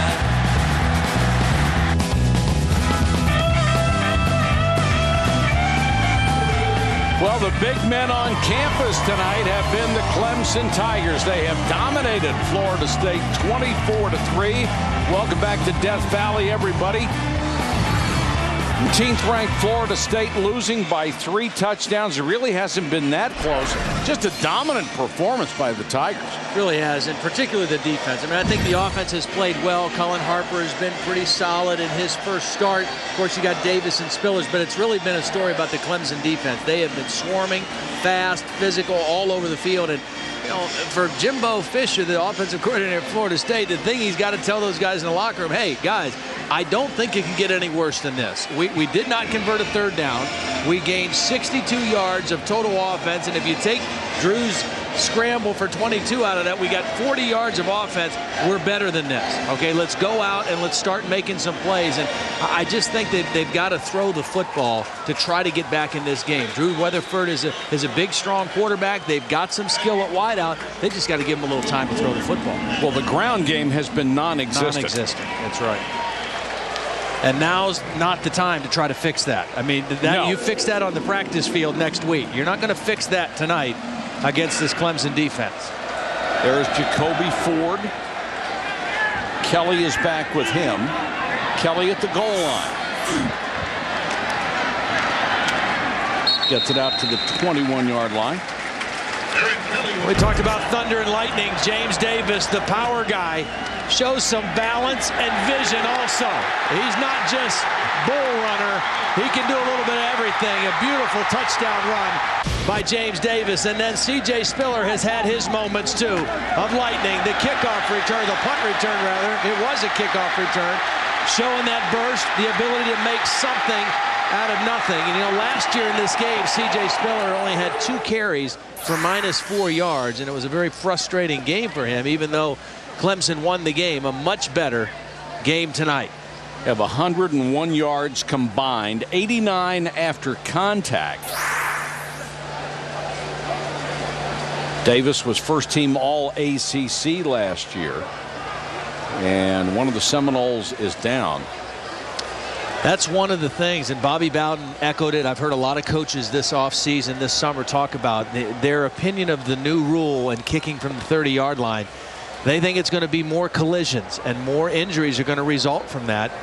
if you have more kickoff returns, it's guys running down the field 50 yards and colliding, and they've lost some key players to injuries on kickoff coverage over the last couple years. Now it looks like Mr. Alexander is going to be okay coming off on his own power, but that's one of the things that's a concern of coaches. What a great first name, huh? Sure, it's beautiful, Mr. Don't call me Mr. Mister.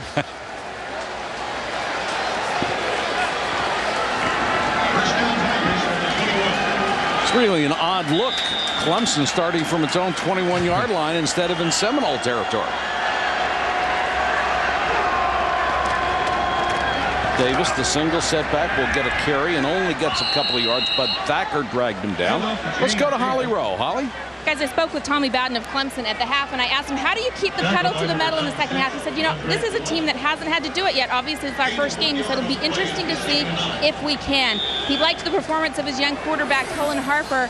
And, guys, when I asked him, is there any area that you think you need to improve on in the second half? With a straight face, he said the running game. Now, let me give you two other quick injury updates. Thomas Austin will be back after an ankle injury. Brandon Pilgrim, though, not so lucky for Clemson. He's out with a right elbow injury. He won't return. All right, Holly, thanks very much. Yeah, you're right. Hard to say it with a straight face that he wants a better running game in the second half.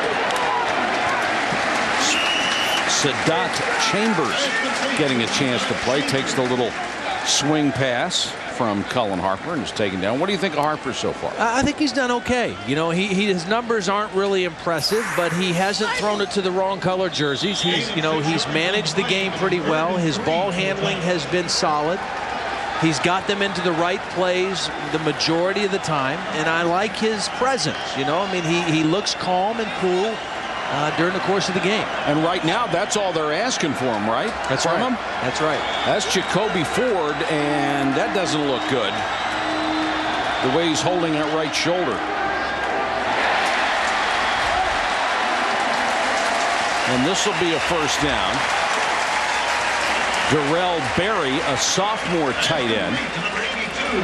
That was a nice little reaction by Cullen Harper because it was kind of a quick read. There was pressure. He spotted the tight end alone and just kind of a little pop pass to the tight end for the first down conversion. Now remember what Tommy Bowden said earlier this week. One of the things he thought he made a mistake with last year was when they had a big lead, they didn't work on their passing game nearly enough. And then it came back to bite them at the end of the season. So don't be surprised to see them throwing here up 24-3, even though it's against a good team, Florida State. Yeah, you know, most of the time your logic says run the football and run the clock. And you still are going to do that to a degree, but his problem is that when they got into games where the running game suffered, they weren't confident enough or comfortable enough in throwing intermediate throws down the field to make a defense honest. And teams really started to squeeze them at the end of the year. Against a four-man rush. Harper in trouble, and down he goes this time. The speed rush from the outside. Nefi Moffitt and Andre Fluellen. A really good defensive tackle up the middle combined to bring him down. Oh, this is good pressure. We haven't seen a whole lot of this from Florida State, but Nefi Moffitt just whips his man. Now that's a tight end working against a defensive end. Not a good matchup for Clemson, and Nefi Moffitt just powers past him to the quarterback. Boy, and that has come far too seldom for the Seminole defense. This looks like a three-man rush with an eight-man drop for Mickey Andrews' defense. Third and long. Force the quarterback to throw underneath. And now a timeout called from the sidelines. Tommy Bowden called that timeout. Didn't like the personnel they had out there and the way they were lining up on 3rd and 17. Early third quarter, timeout on the field.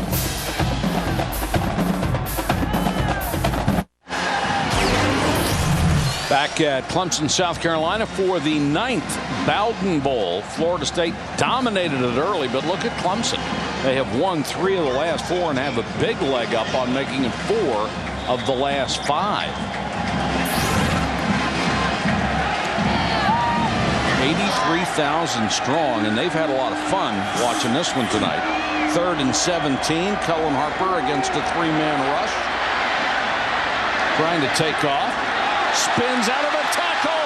Harper Harper slides in. It'll depend on the spot. He was right at the sticks when he slid. And remember, it's where he started to slide, not where he ends up, if you go feet first. And the spot indicates he's got it. Great recognition by Harper. Turns into an athlete at this point. Tucks it. He knows he's got to protect the football, and nobody's wrapping him up. So he just kept running forward, and he knew what he needed for the first down. Did he get there or not? I think he got it. Well, I didn't think he did. His feet hit that yellow line. Of course, it's not official, but it's real close, and that would mean the ball would be at least a yard back. But he got a great spot.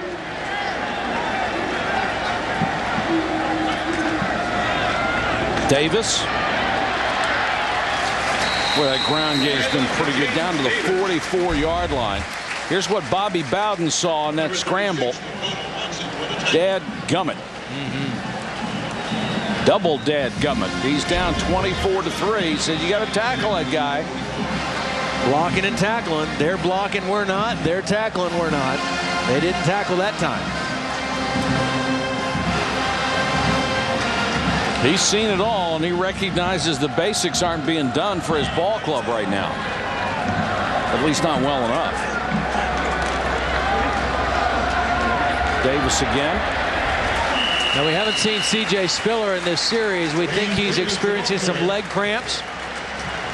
So we've seen Sadat Chambers in here. We've seen 2 or 3 tight ends in a couple times. James Davis, the one consistent. Now he's coming out. Very hot, humid night. And look at the disparity in yards. 248 for Clemson, 62 for Florida State. Cullen Harper did a really nice job on that last play of continuing to carry out what might have been a fake after he gave the ball to Davis. That'll come in handy later, perhaps. It's Rendrick Taylor carrying the football out of the fullback position. A lot of different formations. He's listed as a wide receiver, but he's 6'2", 240 pounds. So he's really more like a tight end, H-back, fullback type player. He's out of Clio, South Carolina. Had a lot of injury problems in his career. He's had to really fight through those things. He's a big physical guy that gives them some flexibility in some different personnel groups. And you're right, he is listed as a wide receiver. That is a big wide receiver. Mainers to punt. Gets really good protection this time. Kicking to Parker. Parker lets it go. Unfortunately for the Seminoles, it reaches the end zone. A punt of 41, no return. Can Drew Weatherford and the Seminole offense get a spark? They're down by 3 touchdowns.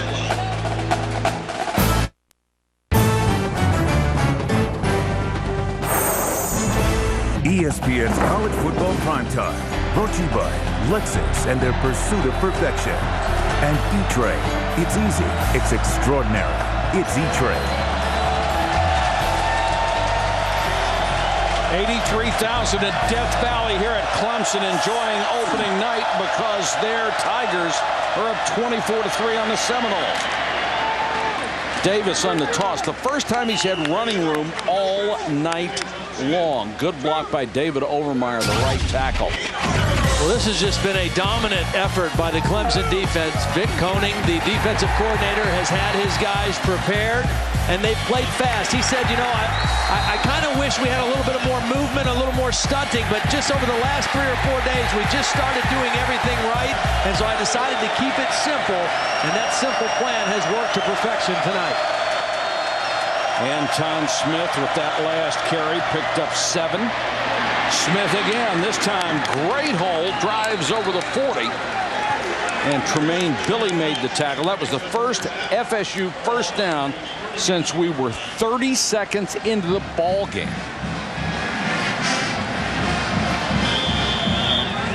You get the feeling some of those offensive linemen may have been challenged on the sideline. Well, or in the locker room for sure. And part of that was, okay, what do we think we can do? I mean, where can we gain some yards? How can we sustain a little bit of momentum offensively? And they found something with 2 plays.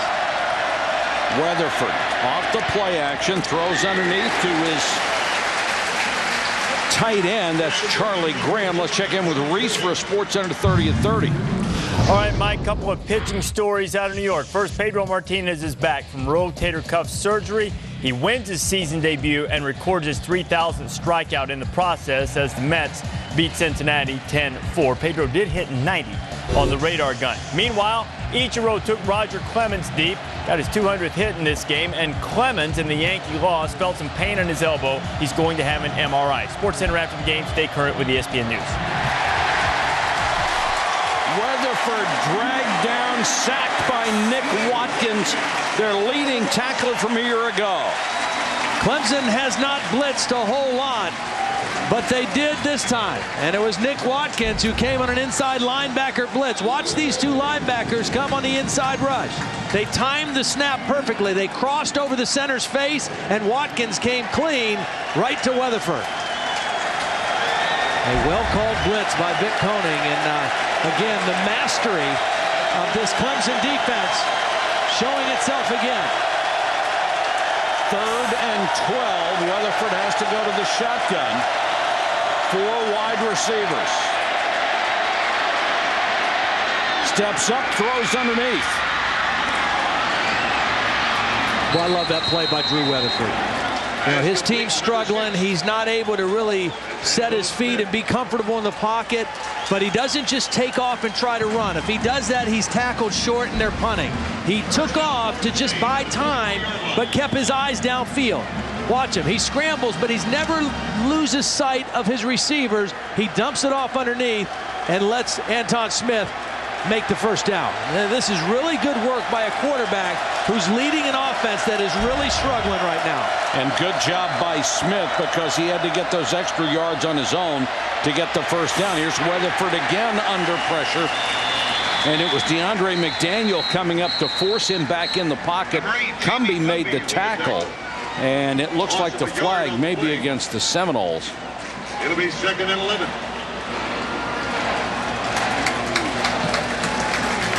I think you deny or decline this penalty. 2nd and 11 or 1st and 15. And another free rusher for Clemson.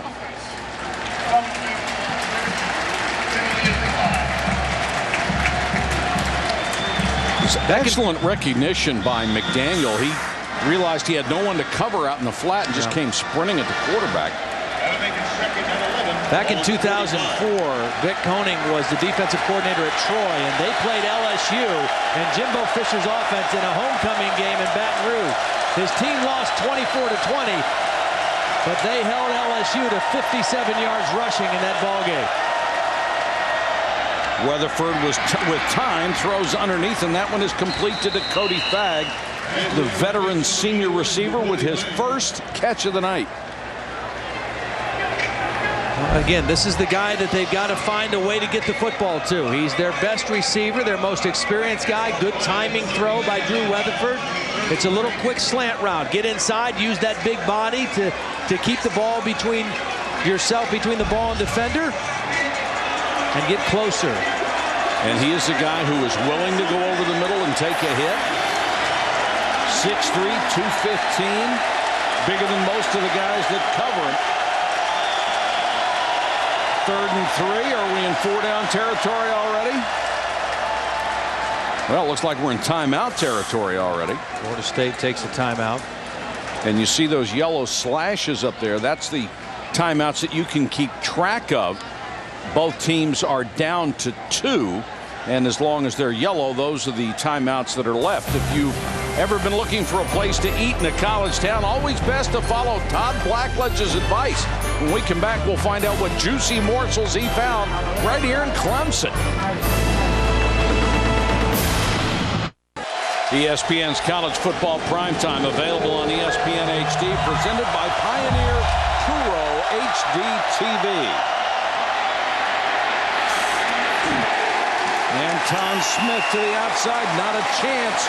Chris Chancellor led the tackling barrage, and you're right, Todd, he may have lost a yard. And it's 4th and 4. That shows you the speed of this Clemson defense, because Anton Smith may be the fastest guy on the Florida State team. I mean, he's got great speed, and he's trying to get to the sideline and ended up losing yardage. And now you have 4th and even longer, and Drew Weatherford almost has to throw the football on this down. I like this call, don't you? They have to. They have to. Weatherford to the gun. He has 4 wide receivers. Pressure. Weatherford again throws on the run, and Carr got his hands on it and couldn't hold it. There is a flag down, and Weatherford was buried again. Well, Deron Rose, the left tackle, he just got whipped at the start of the play.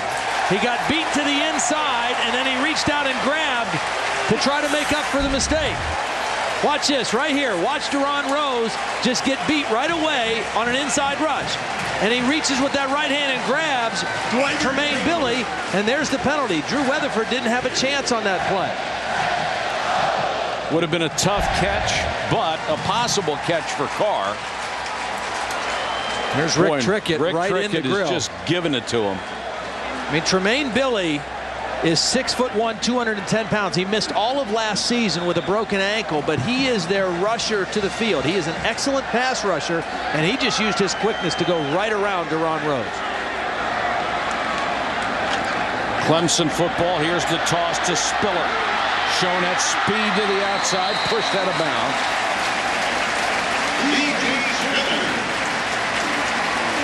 Tony Carter pushed him out. Well, they're creative. I mean, Rob Spence has done a great job of calling plays. I mean, they're inside, they're outside, they're reverse, they're sweep, they're a little bit of everything. They've done just enough to keep what I think is going to be a very good Florida State defense off balance tonight for the most part the entire evening. The 4th quarter, and he thought it was because too much weight and too much fatigue. He thinks they've got the right bodies to go the distance this year. Keep an eye on Carr on the right side, 89. They like him down here.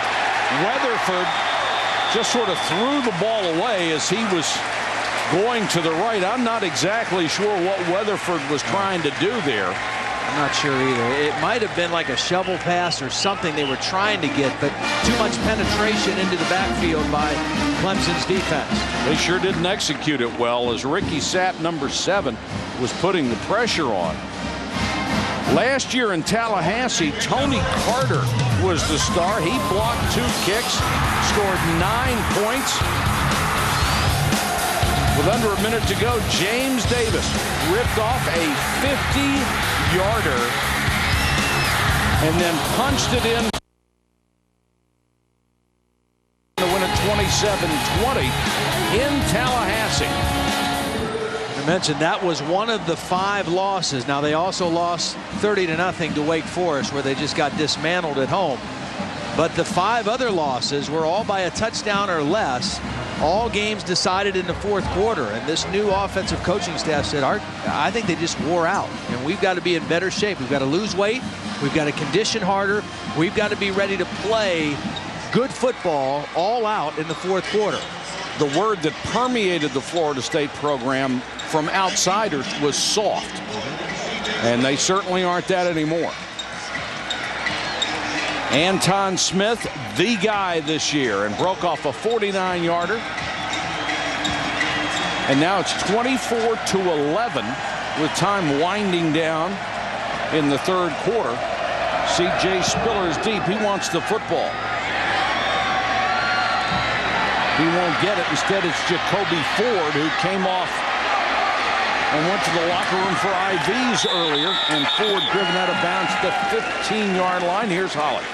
Well, guys, I don't want to push the panic button just yet, but remember this Clemson team ended their season 1-4. They did not finish the job, and that has been their team motto so far this season. In fact, in the locker room at halftime, Tommy Bowden stood up and said to them, look, it is 0-0. I need your ultimate focus right now to finish this.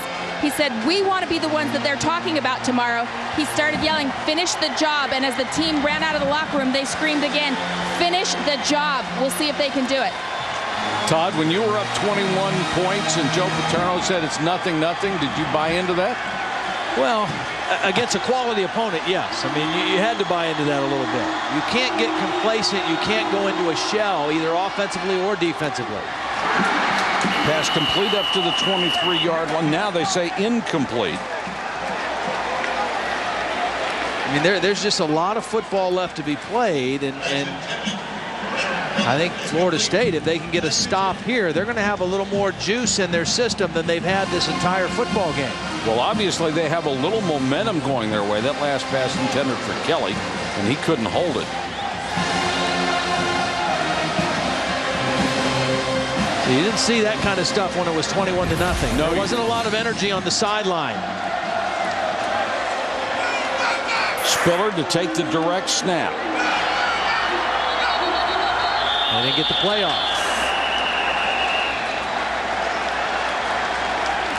So Clemson starting to make. Go ahead, Gabe. Offense. Couple of little mistakes that they did not make earlier. Yep. And instead of 2nd and 10, now you have 2nd and 15.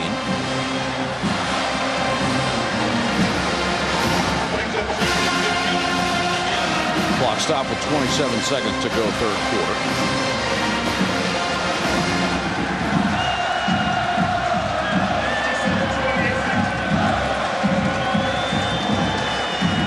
Spiller is the setback with Harper as he goes into the shotgun, and now switching wide receivers.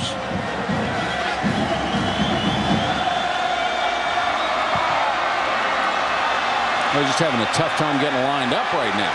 Well, the 25-second clock hasn't started, so they're not in any danger of anything right now. But they look a little discombobulated nonetheless.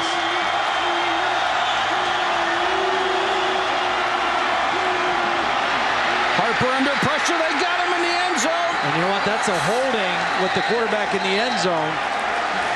Christian Capote, number 67, the right tackle, is the guy who got caught for the holding. That was a powerful pass rush by the Florida State front. Could this be another safety? Face mask. Well, he held him. He held him by the face mask.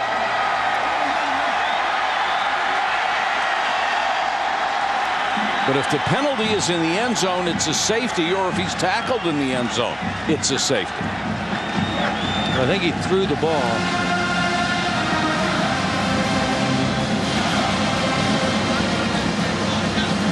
See if our referee will give us an explanation. Face mask. Offense. Number 79. We're going to go half the distance to the goal. That's Barry Richardson, their All-American candidate. Take a look. It's going to be happening on the left side of your screen. There it is right there. There's the face mask. Clear call. A power rush by Everett Brown. And again, just a new bounce in this Florida State football team right now. After that offensive touchdown, a couple badly executed plays by Clemson. And now it's 2nd and very long. And Colin Harper needs to be very smart with the football right here. Bad snap. Harper's got it. Has to dive on it at the 1. And Clemson is starting to come apart at the seams. They are. And it's just something you can feel right here. As the fourth quarter, you look at the difference on the two sidelines as this clock goes down the fourth quarter. Who do you think's winning? You look at these two teams and try to decide. It looks right now like Florida State emotionally has the lead, even though they're behind 24-11 on the third quarter scoreboard. Big man gonna try, overcome the big man. Everybody step aside, move on over.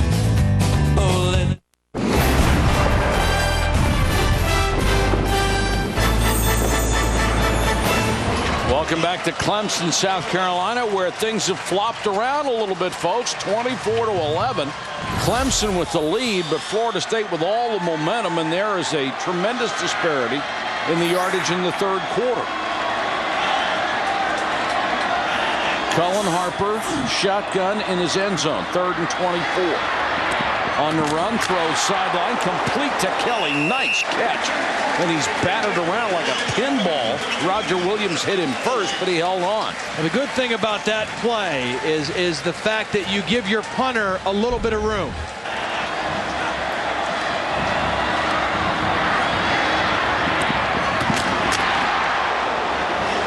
You know, you don't pick up the first down, but you do give your punter, Mainers, a little breathing room back there. It's a longer snap, and he's not with his feet at the back of the end zone. Colin Leonard had the bad snap the last time that led to a safety. Perfect snap this time. Low kick, though, returnable. There goes at least 15 yards for Kendrick Taylor, make it 20.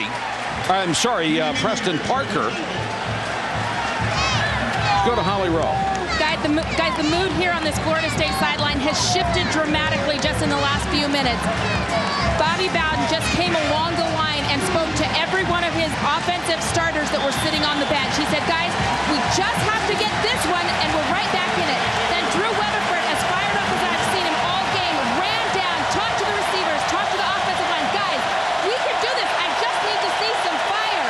Some of the other guys turned around and said to the crowd, why y'all so quiet?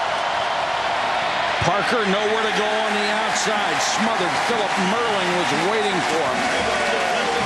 Well, this is gut check time for both teams. I mean, this is gut check for Florida State. Drew Weatherford, the offensive line, if they could score a touchdown, it's a one-score game. For Clemson, you've played beautifully all evening on defense. You've carried the game. Hey, it's time to step up again. This thing is slipping through your fingers a little bit. You guys need to reassert yourself. 2nd and 12. Weatherford goes to the shotgun. Smith is the running back. Weatherford with time, throws over the middle, and it's dropped. Right in the hands of Dakota Fagg. And he had room to run if he holds on to that, too. He was covered by a linebacker in the middle of the field. And if Dakota Fagg hangs on to this, he splits the defense and gets a first down. Good throw by Weatherford right there. Now 3rd and 12. They got to get out of the huddle. They're going to be down to inside of 10 seconds, and they don't want to waste any more timeouts. Weatherford has not looked at the clock yet. Now he sees it. Tells him to hurry up. They do. Weatherford with the screen. It's the tight end, Charlie Graham. They don't get the first down, but this is a nice call. Anticipating blitz, the pressure came. They ran a little tight end screen right in the spot that was vacated by the blitzers and came up a hair short. Now you've got a chance to go for the first down. Your other alternative would be like a 42-yard field goal try, but that would only get you within 10. Right. What's the call Jimbo Fisher wants to make? It's his offense. They got to call timeout. They've waited. They took too much time getting the play in, and they've had to use their second timeout. But I'd rather use it here on 4th down than having to waste it the down before on 3rd. When we come back, maybe the play of the game, 4th and 3. Florida State had to burn another timeout. They only have one left. More importantly, they face a 4th and 3. Weatherford in the gun. 3-man rush. Throws on the run, got Carr, first down. To the 16-yard line. The speedster stopped short, and Weatherford found it. You said a 3-man rush, so 5 should block 3, and they did. And Drew Weatherford bought himself a little time and a better throwing lane, vision-wise. Rolled to the outside and made a nice throw to Greg Carr, who's been very quiet tonight. But that, a very big catch for the Florida State team. Carr averaged 18.2 a year ago. I think you go back to 6 here and see if he can do something running it. Anton Smith hit at the line of scrimmage, spins forward for a couple. Sapp and Lewis made the tackle. You mentioned earlier that Florida State likes to throw that ball up high to Greg Carr. This is the closest they've been for an opportunity to do that. However, that is one thing that Vic Koenig really worked with his defensive backs. He said for 10 days straight, up until just a couple days ago, 5 minutes a day, they just worked on those jump balls against tall receivers. Let's see what Florida State does here. Carr has 21 touchdown catches in his career. Weatherford underneath throws the short route to Dakota Fagg. Fagg pushed out of bounds as he reached the 10-yard line. Stops the clock with 11:47 to go. Did a nice job of making one guy miss. I mean, that looked like Cresden Butler was going to wrap that up for no gain or maybe even a loss. And Dakota Fagg, with that strong body, did a nice job breaking one tackle and turning it into a positive gain. A very manageable 3rd down and 5 right now for Drew Weatherford. Well, they do have some big receivers. Fagg 6'3", 215. Carr is 6'6", 215. Boy, they're really down on that play clock again. Here they are inside of 5 seconds. Very risky. Rush it. They're not going to get it off. That's terrible. It's 3rd and 5, and now they go back to 3rd and 10 because they can't get the snap. That's on the freshman center, Ryan McMahon, because the quarterback, Weatherford, is trying to get him to snap the ball. He's a true freshman. True. But it's also on the quarterback or on the whole system of getting the play call, because they're in that situation where they've got to rush the whole thing at the line of scrimmage. You got to get out of the huddle quicker so you don't have to rush at the line of scrimmage. And it's tough to criticize McMahon, who was a freshman playing that position. Right. I mean, he's trying to make all the line calls. So now 3rd and 10, tougher down, tougher distance. 4-man rush. Good protection. Weatherford to the end zone. Touchdown. Richard Goodman with his first catch of the night. What a nice throw by Weatherford. And look at this. All of a sudden, the Seminoles are right back in this game. That's hard to believe.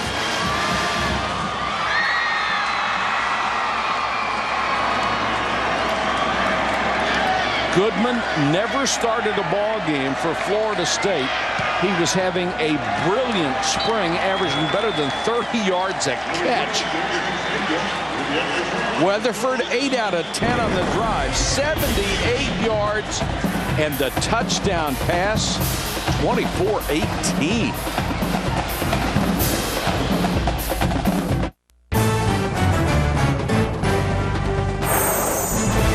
ESPN's College Football Primetime, brought to you by Corona and Corona Light, official sponsors of the Timeout.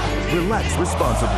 And ESPN Game Plan. See the most college football every Saturday. To order, call your pay-per-view provider.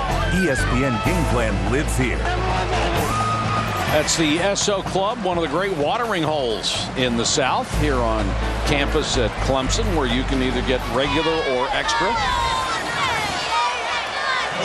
24-18. It was 24-3 in the last 5:51. FSU has a safety and 2 touchdowns. It has been a remarkable turnaround of momentum, and now they are within 6. Crowd is stunned. I'm stunned. I'm stunned.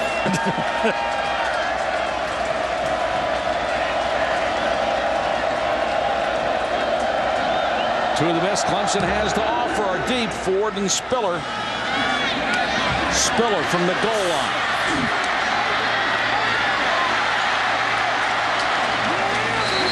You get a chance to tackle him, you better take it.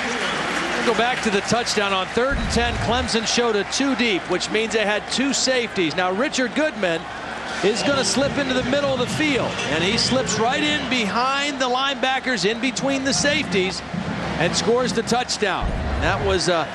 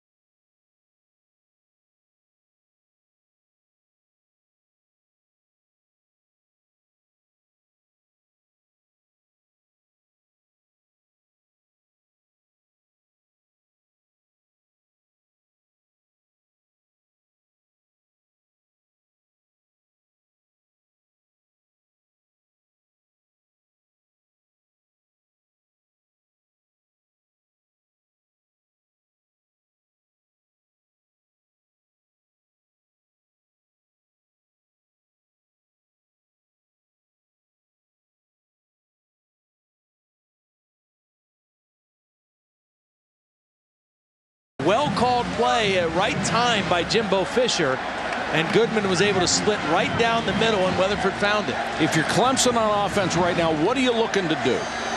Well, you got to get some momentum back. I mean, you got to go to your horse. I think number one is your horse right now. You got to give him the football, and you can't be afraid to let Cullen Harper throw it if they crowd the line of scrimmage. You've got to get momentum back on the offensive side of the ball. Two tight ends. They'll give it to Davis, and Davis hitting the backfield. There's a flag down as well. He'll lose yardage, and Bud Thacker was in there to make the tackle for the Seminoles. And Clemson now starting to make the same kind of mistakes that got Florida State in so much trouble in the first half. That's exactly right. Barry Humphries, the center, called for holding. The second time he's gotten called for holding. 71 offense. So 10 yards from the previous spot. We'll replay the down. So they'll back him up and take 1st and 20. And if you're Tommy Bowden, you're trying to think of anything that gives you a little edge here. Even a first down would be big. And the Seminoles look totally different, don't they? Yep, they sure do. It's like they switched uniforms. Harper in the shotgun. 3-man rush. They drop 8. Harper throws underneath to Davis, and Davis will only get to the 19-yard line.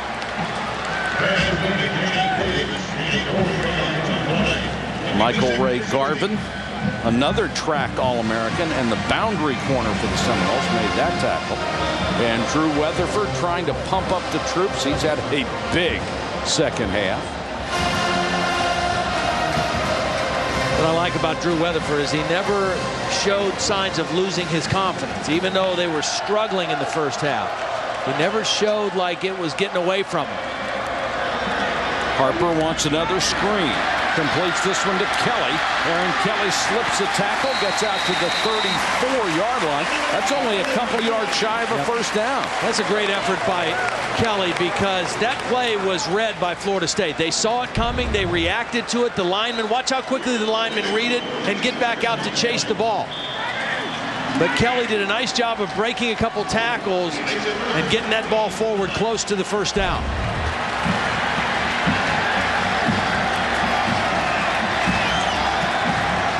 3rd and 3.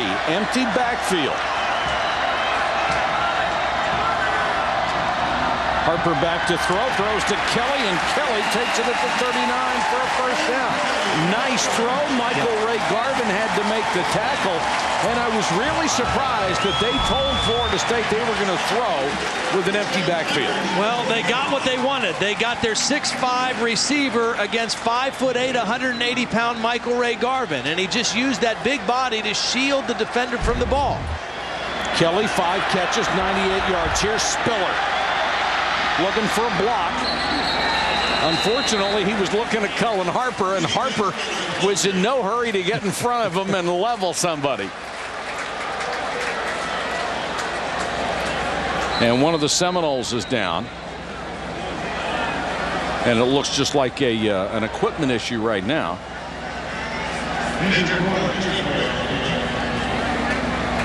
I think Big Andre Llewellyn is also trying to get a little breather there. He's tying his shoe, but I think he's also trying to get a little breather. Trying to find a little oxygen out there on a hot and humid night. You know, the thing about it, it has been, and it's always hot in the South, obviously, in August, but I think in both Florida and South Carolina, it's been a particularly hot summer. Both these teams are used to training and going to camp and two-a-days and all of that in this kind of weather. I mean, it's different for us coming from different parts of the country, spending a couple days down here. But for these guys, this is kind of the normal way to play football at this time of year. 2nd and 3. Spiller. Got a half-yard shy of a first down at the 49-yard line. Let's go to Holly Rowe. Well, guys, you're talking about the heat, and it has definitely been a factor. We've already seen 2 Clemson players, Jacoby Ford and C.J. Spiller, have to go to the locker room. And, guys, C.J. Spiller is not 100%. You can see him right now as he's kind of limping out. He is tight, he's cramping, and he is not feeling it right now. Also, Florida State, 4 different times I've seen guys run over and have to get stretched out. It's definitely a factor right now as this thing winds down. And really, for a lot of these guys cramping now, there's not going to be anything they can do about it. They're going to have cramps for the rest of the game on and off. Third, less than a yard. Third time that's happened. Flag is down. This could be a hole on the tight end Linthicum as they go for Davis on the toss. Or is it offside Florida State? Yeah. It is. I think for the third time on a 3rd and short, they went with a longer count. They had motion and some shifting, and I think they got Florida State to jump off sides again. Guyan may have been the guy that moved early. Offside, 93 defense. The penalty is declined. The result of the game is a first down. You know, a lot of times you're thinking 3rd and 1, they're going to snap it quick. Well, they shift. They shift 2 guys. Now they bring a tight end in motion. This all takes longer time at the line of scrimmage, and they just got impatient. They're in that stance. They want to fire off the ball, and they give them the easy 5 yards. Clemson is getting close to field goal range, and a field goal would put them up by 2 scores. It would be huge at this point. Spiller. Flag is down again, and so is Spiller at the 39-yard line. Well, you just got to hold your breath every time C.J. Spiller gets the football.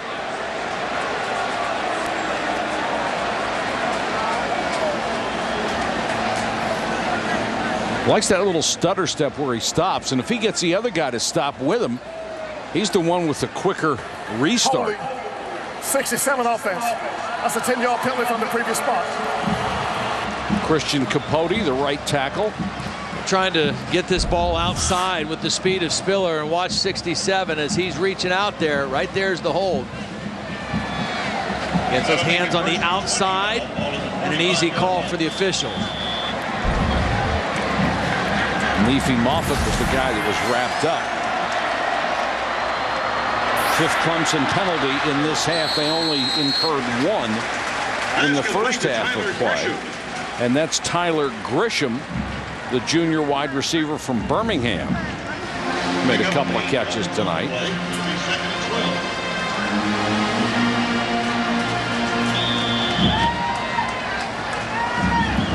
Spiller right now is carrying the load at running back. We haven't seen James Davis on this series.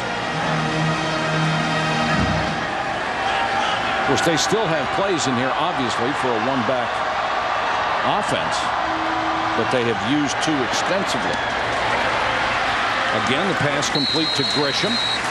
He's within 3 yards of the first down. Not only has this gotten momentum back for Clemson, but it's burning the clock. We're down to 7 minutes and 18 seconds, and that's to the Tigers' advantage. And it's been pretty aggressive. I mean, that's the thing. The way to get the momentum back is you can't be conservative. And Rob Spence, Tommy Bowden, they've decided to be a little bit more aggressive with their quarterback, with their play calling. Now we have Davis and Spiller in. Here comes the quarterback back to the shotgun. This is different. We haven't seen this. He shifted from wide receiver back to quarterback. Harper with time. Kelly never saw it. Kelly was open, had a step on Tony Carter, and it looked like Cullen Harper threw a beautiful pass. Kelly just never saw the ball. Well, it was a 2-man route. Kelly was working on Carter, and you also had C.J. Spiller working on a defensive back. I think Spiller might have been open too. But Aaron Kelly, I think he was looking back to see why there wasn't a penalty called, and he never found the football. Well, you can't go woofing at the referee in the middle of the play. And now they'll have to punt it. Not close enough to have a shot at a field goal. Mainers to kick to Parker.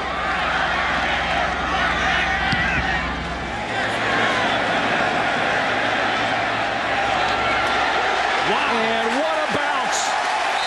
What a bounce. The ball got right to the goal line and then made a U and went back the other way. A 35-yard kick out of bounds at the 4. And when this thing hit, I thought for sure it was going to just bounce into the end zone. I'm thinking, how do you kick it right to the end zone? But it did. It took a direct left. Wow, that's beautiful. Exactly what the doctor ordered for Clemson. Kickers love that stuff. Clemson took 5:09 off off the clock. Now the Seminoles probably looking at a last chance drive here with 6.5 minutes to go, and Weatherford has to throw it away. Carr was in the vicinity, but Weatherford was under pressure. Philip Merling, number 94, with the pressure. He's had a pretty good ball game tonight. Both these ends, Philip Merling more a natural defensive end, Ricky Sapp and Kevin Alexander playing what they call the bandit end here in the Clemson defense, a position that Gaines Adams played last year so well. And Scott and Jackson, the starting tackles, have been pretty good too. They've really limited Anton Smith. 96 yards away from taking the lead. Weatherford under pressure. Down at the 6. When you take that short drop, Todd, if you don't find that receiver right away, you're in trouble. And he did the only thing you can do. If you don't see it, you better just tuck it and go straight up the middle. Get what you can get. Don't lose yardage. Don't take a sack, and don't throw it into coverage. Gaines Adams, the 4th overall draft choice in the NFL draft this year, imploring his defensive teammates to make a stand. 3rd and 8.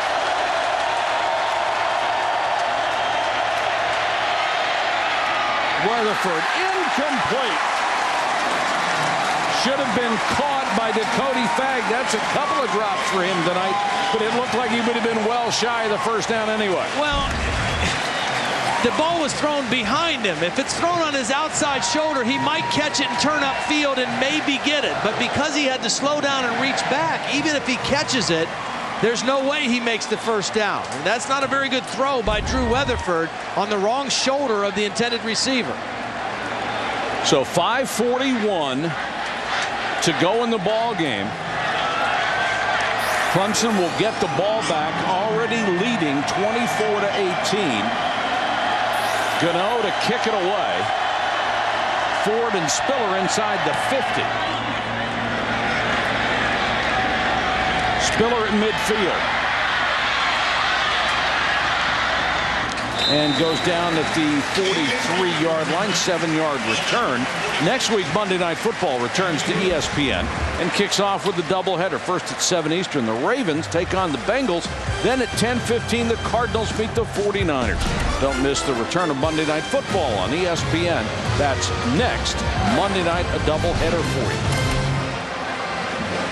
Clemson, a couple of first downs. They're within field goal territory and a chance to ice this one. Florida State, if it comes down to this, would only be able to stop the clock once. They've already used 2 of their timeouts in this half.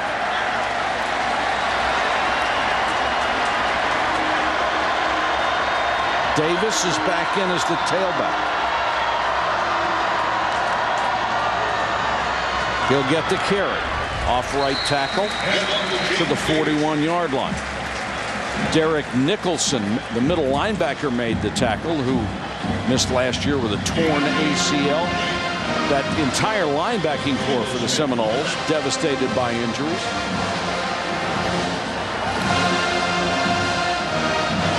And the clock now becoming Clemson's best friend. 4 minutes, 59 seconds and counting. Harper looks to the sideline. Play clock at 3. They call it a timeout from the sideline. Cullen Harper got that play off before the play clock. He got it off. It looked like 1. I don't think the coaching staff thought he was going to make it. Yep. Called the timeout. That's their second with 4:47 left. Great views of Clemson and Memorial Stadium tonight, courtesy of our friends at Outback Steakhouse, proud sponsor of the Outback Bowl. Outback Steakhouse provides aerial coverage for sporting events across the country throughout the entire year. James Davis back in there now. He was rested on the last possession, and this is where they need him to tote the rock right here. This series. Instead, they go out on a little swing pass to the sideline to Jacoby Ford. Fortunately, Ford stayed in bounds for Clemson and keeps the clock going. Myron Roll took him down. since Florida State and Clemson started playing each other regularly in 1992. There's only been one Clemson running back that's gained over 100 yards against Florida State's defense. That was Raymond Priester in 1995, gained 111. Right now, James Davis, I think, is what, 3 or 4 yards short? 3 yards short of 100 on 17 carries. Spiller is in there now, so he's not going to get it on this play on 3rd and 7. Harper on the roll, throws, and incomplete. Grisham had a tough time finding the ball, and it may have been over the wrong shoulder, and he could not make the catch. So that stops the clock with 3:57 to go. So Clemson, 2 possessions in a row, has been almost close enough to try a field goal, but not quite close enough, and Florida State is still alive. Well, last time Mainers with the beautiful punt. I think Florida State's got to try to come after this punt. Put some pressure on him. Maybe he cause a shank if he sees too many white shirts in there. Don't let him drop one inside the 10 again.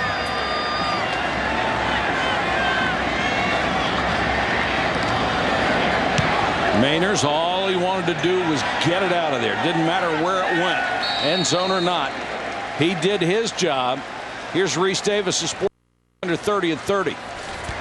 All right, Mike, Pedro Martinez coming back from his shoulder problem. Season debut was a good one. Got a win, recorded his 3,000th career strikeout.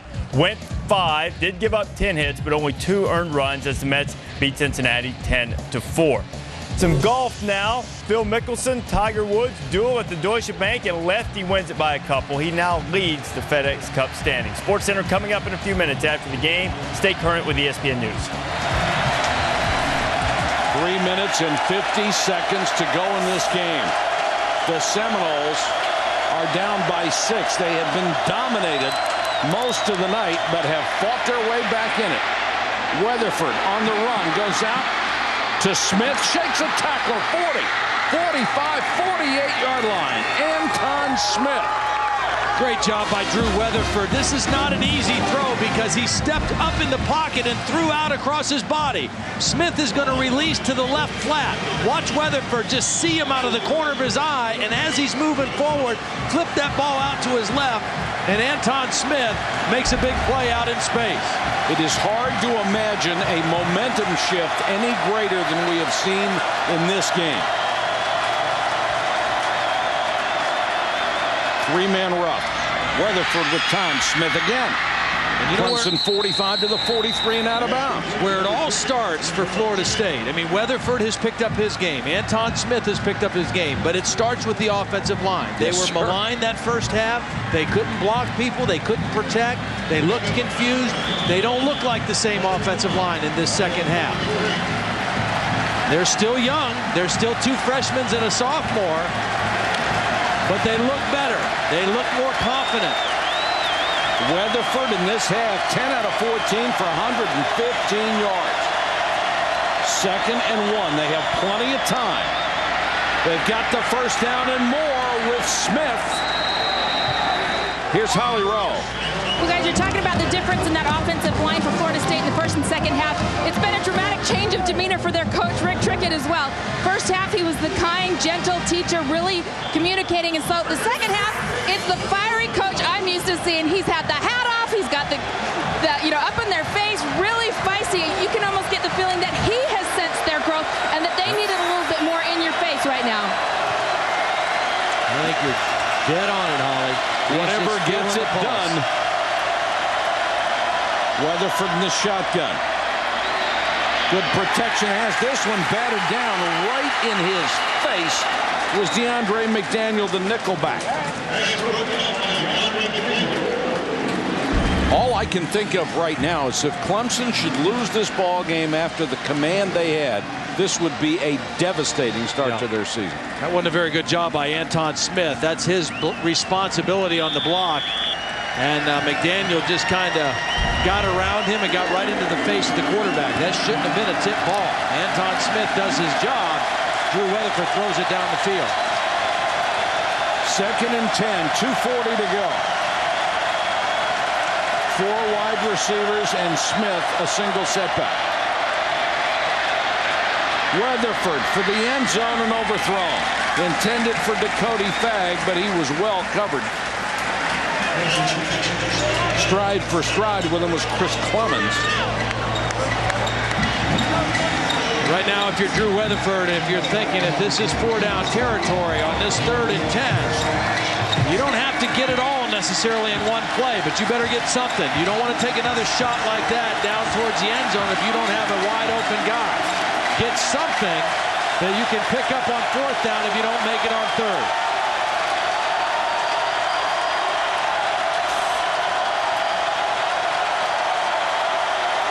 Clemson showing blitz, and here they come. Weatherford hit from behind and drilled. DeAndre McDaniel was coming off the corner.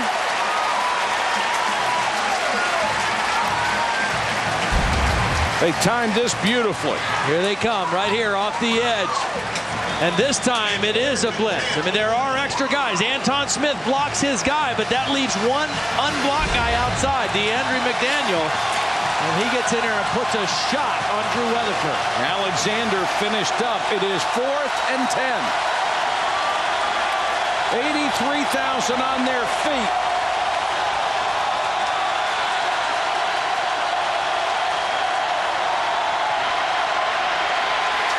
Weatherford hit from behind and taken down. Philip Merling, big number 94. Got him from behind.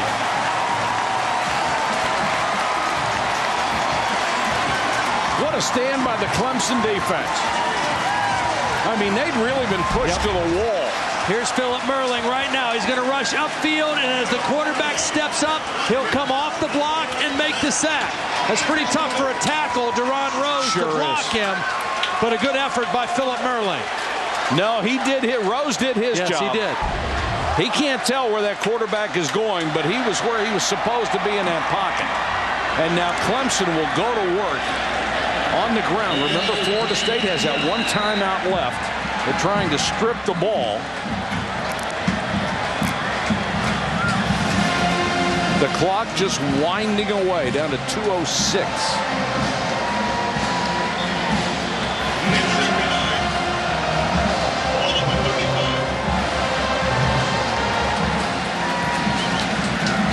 Play clock at 15 right now.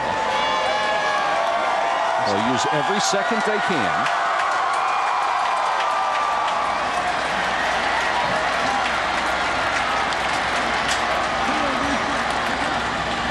Spiller made one guy whiff. You know one of the things I like about Cullen Harper, and again, his stats tonight aren't all that impressive, but I like his presence. He looks like a quarterback. He understands how to play the position. Just doing that, like you mentioned with the clock, running the clock down. Cullen Harper gets it. He knows how to play quarterback. Well, he said one of his strengths is having a good presence and understanding the game. This Bowden Bowl in 1991, Travis Minor had a touchdown run, and the Seminoles really dominated this thing early, 17-14 in the first one. In the second one, they really lumped Clemson. It was 54-7. Chris Winkie had a 98-yard touchdown pass in that game to Snoop Minnis.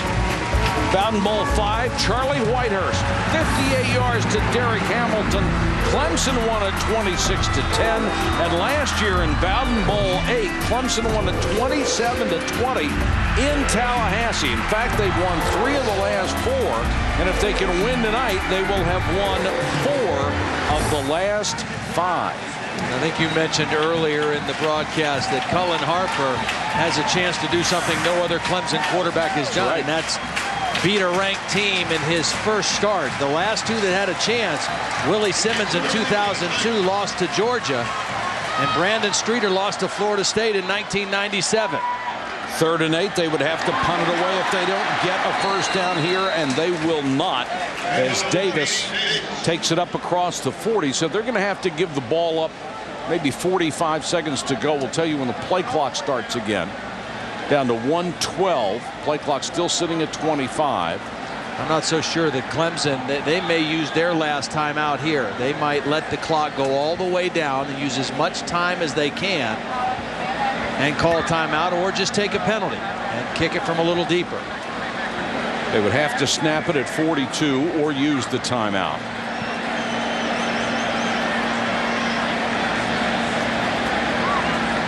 Tommy Bowden over there with the linesman.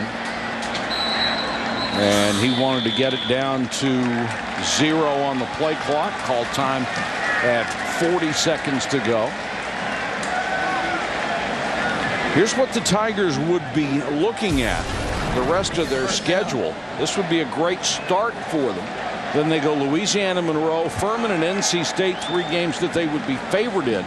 And then what would be a real showdown with Georgia Tech, then Virginia Tech, back-to-back weeks. That's a tough little stretch there. Wake Forest, Boston College, and South Carolina would be 3 tough games to conclude the season. And the Seminoles, highly unusual for them to have very few home games this year. And they have a couple of brutal stretches in here. Well, they have 7 games away from Doak Campbell Stadium in Tallahassee. They've got 1 game with Alabama that's in Jacksonville right here. That's away. And then look how they finish in the month of November. At Boston College, at Virginia Tech, and at Florida. 3 of the last 4 weeks of the season. That is going to be a very difficult schedule for the Seminoles. And this is an ACC divisional game. Florida State with 10 guys on the line of scrimmage. They'll be coming after Jimmy Mainers, it looks like. Again, his job is just to kick it, not get it stuffed. Mainers gets it out. Parker on the return. Broke 1 tackle, takes it out to the 39-yard line. 16-yard return. Florida State has no way to stop the clock unless it's an incomplete pass or getting out of bounds, and they only have 29 seconds left. A tall order for the Seminoles. Down by 6. Clemson is hanging on by its fingernails after dominating this game early.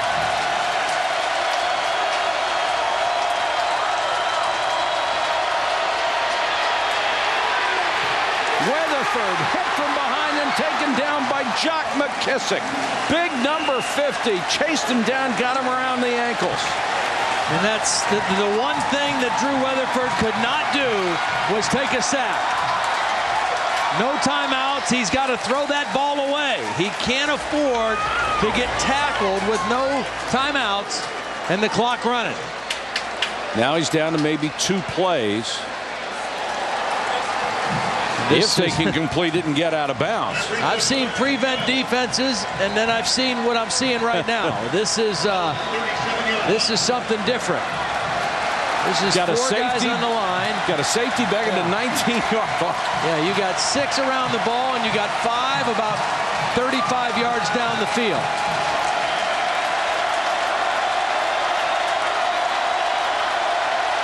Get the feeling Weatherford may throw this as long as he can if he has a chance. Sideline, caught, knocked away. Goodman made the catch, then lost the ball when it was hit, and that's it. Clemson has knocked off Florida State in the 9th Bowden Bowl. Now they are going to review the previous play. Look at all the kids running back off the field. They all ran on, and they're all running off. Looks like they're attached to bungee cords. Orderly students here at Aren't Clemson. they? I've never seen that much discipline. Here's the throw on the sideline to Goodman. Catch.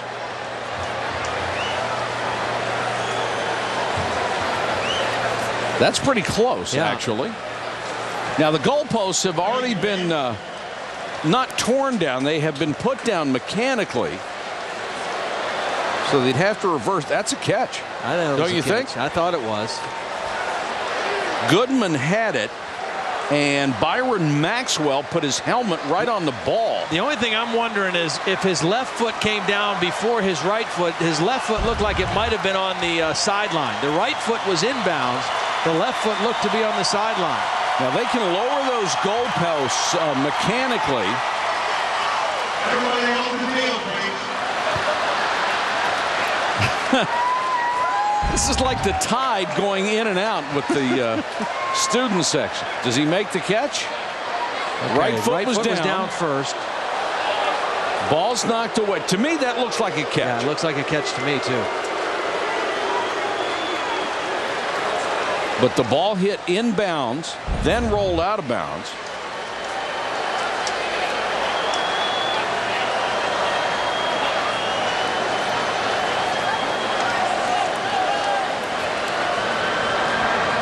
There may be an issue of whether he stepped out of bounds before the ball came loose. If that was the case, it would be dead at that point. The right foot hit first inbounds. The left foot appeared to hit out of bounds. If that was before the fumble, the clock would have stopped. There still would have been time left. Here's the decision.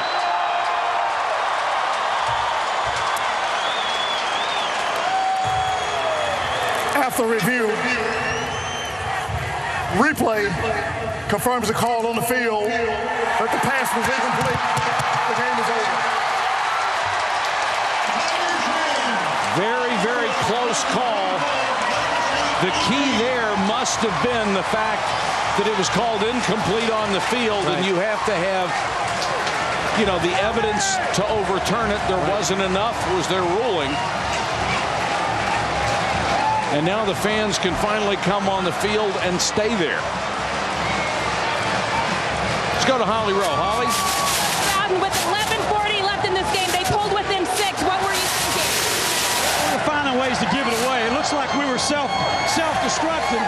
Then we finally made a play. You have talked to your guys about finishing the job. What does it tell you that they were able to do that tonight?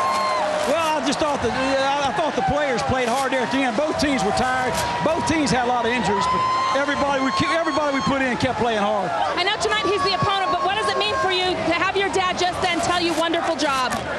Well, it doesn't happen often. All right, congratulations. Thanks. Thank you.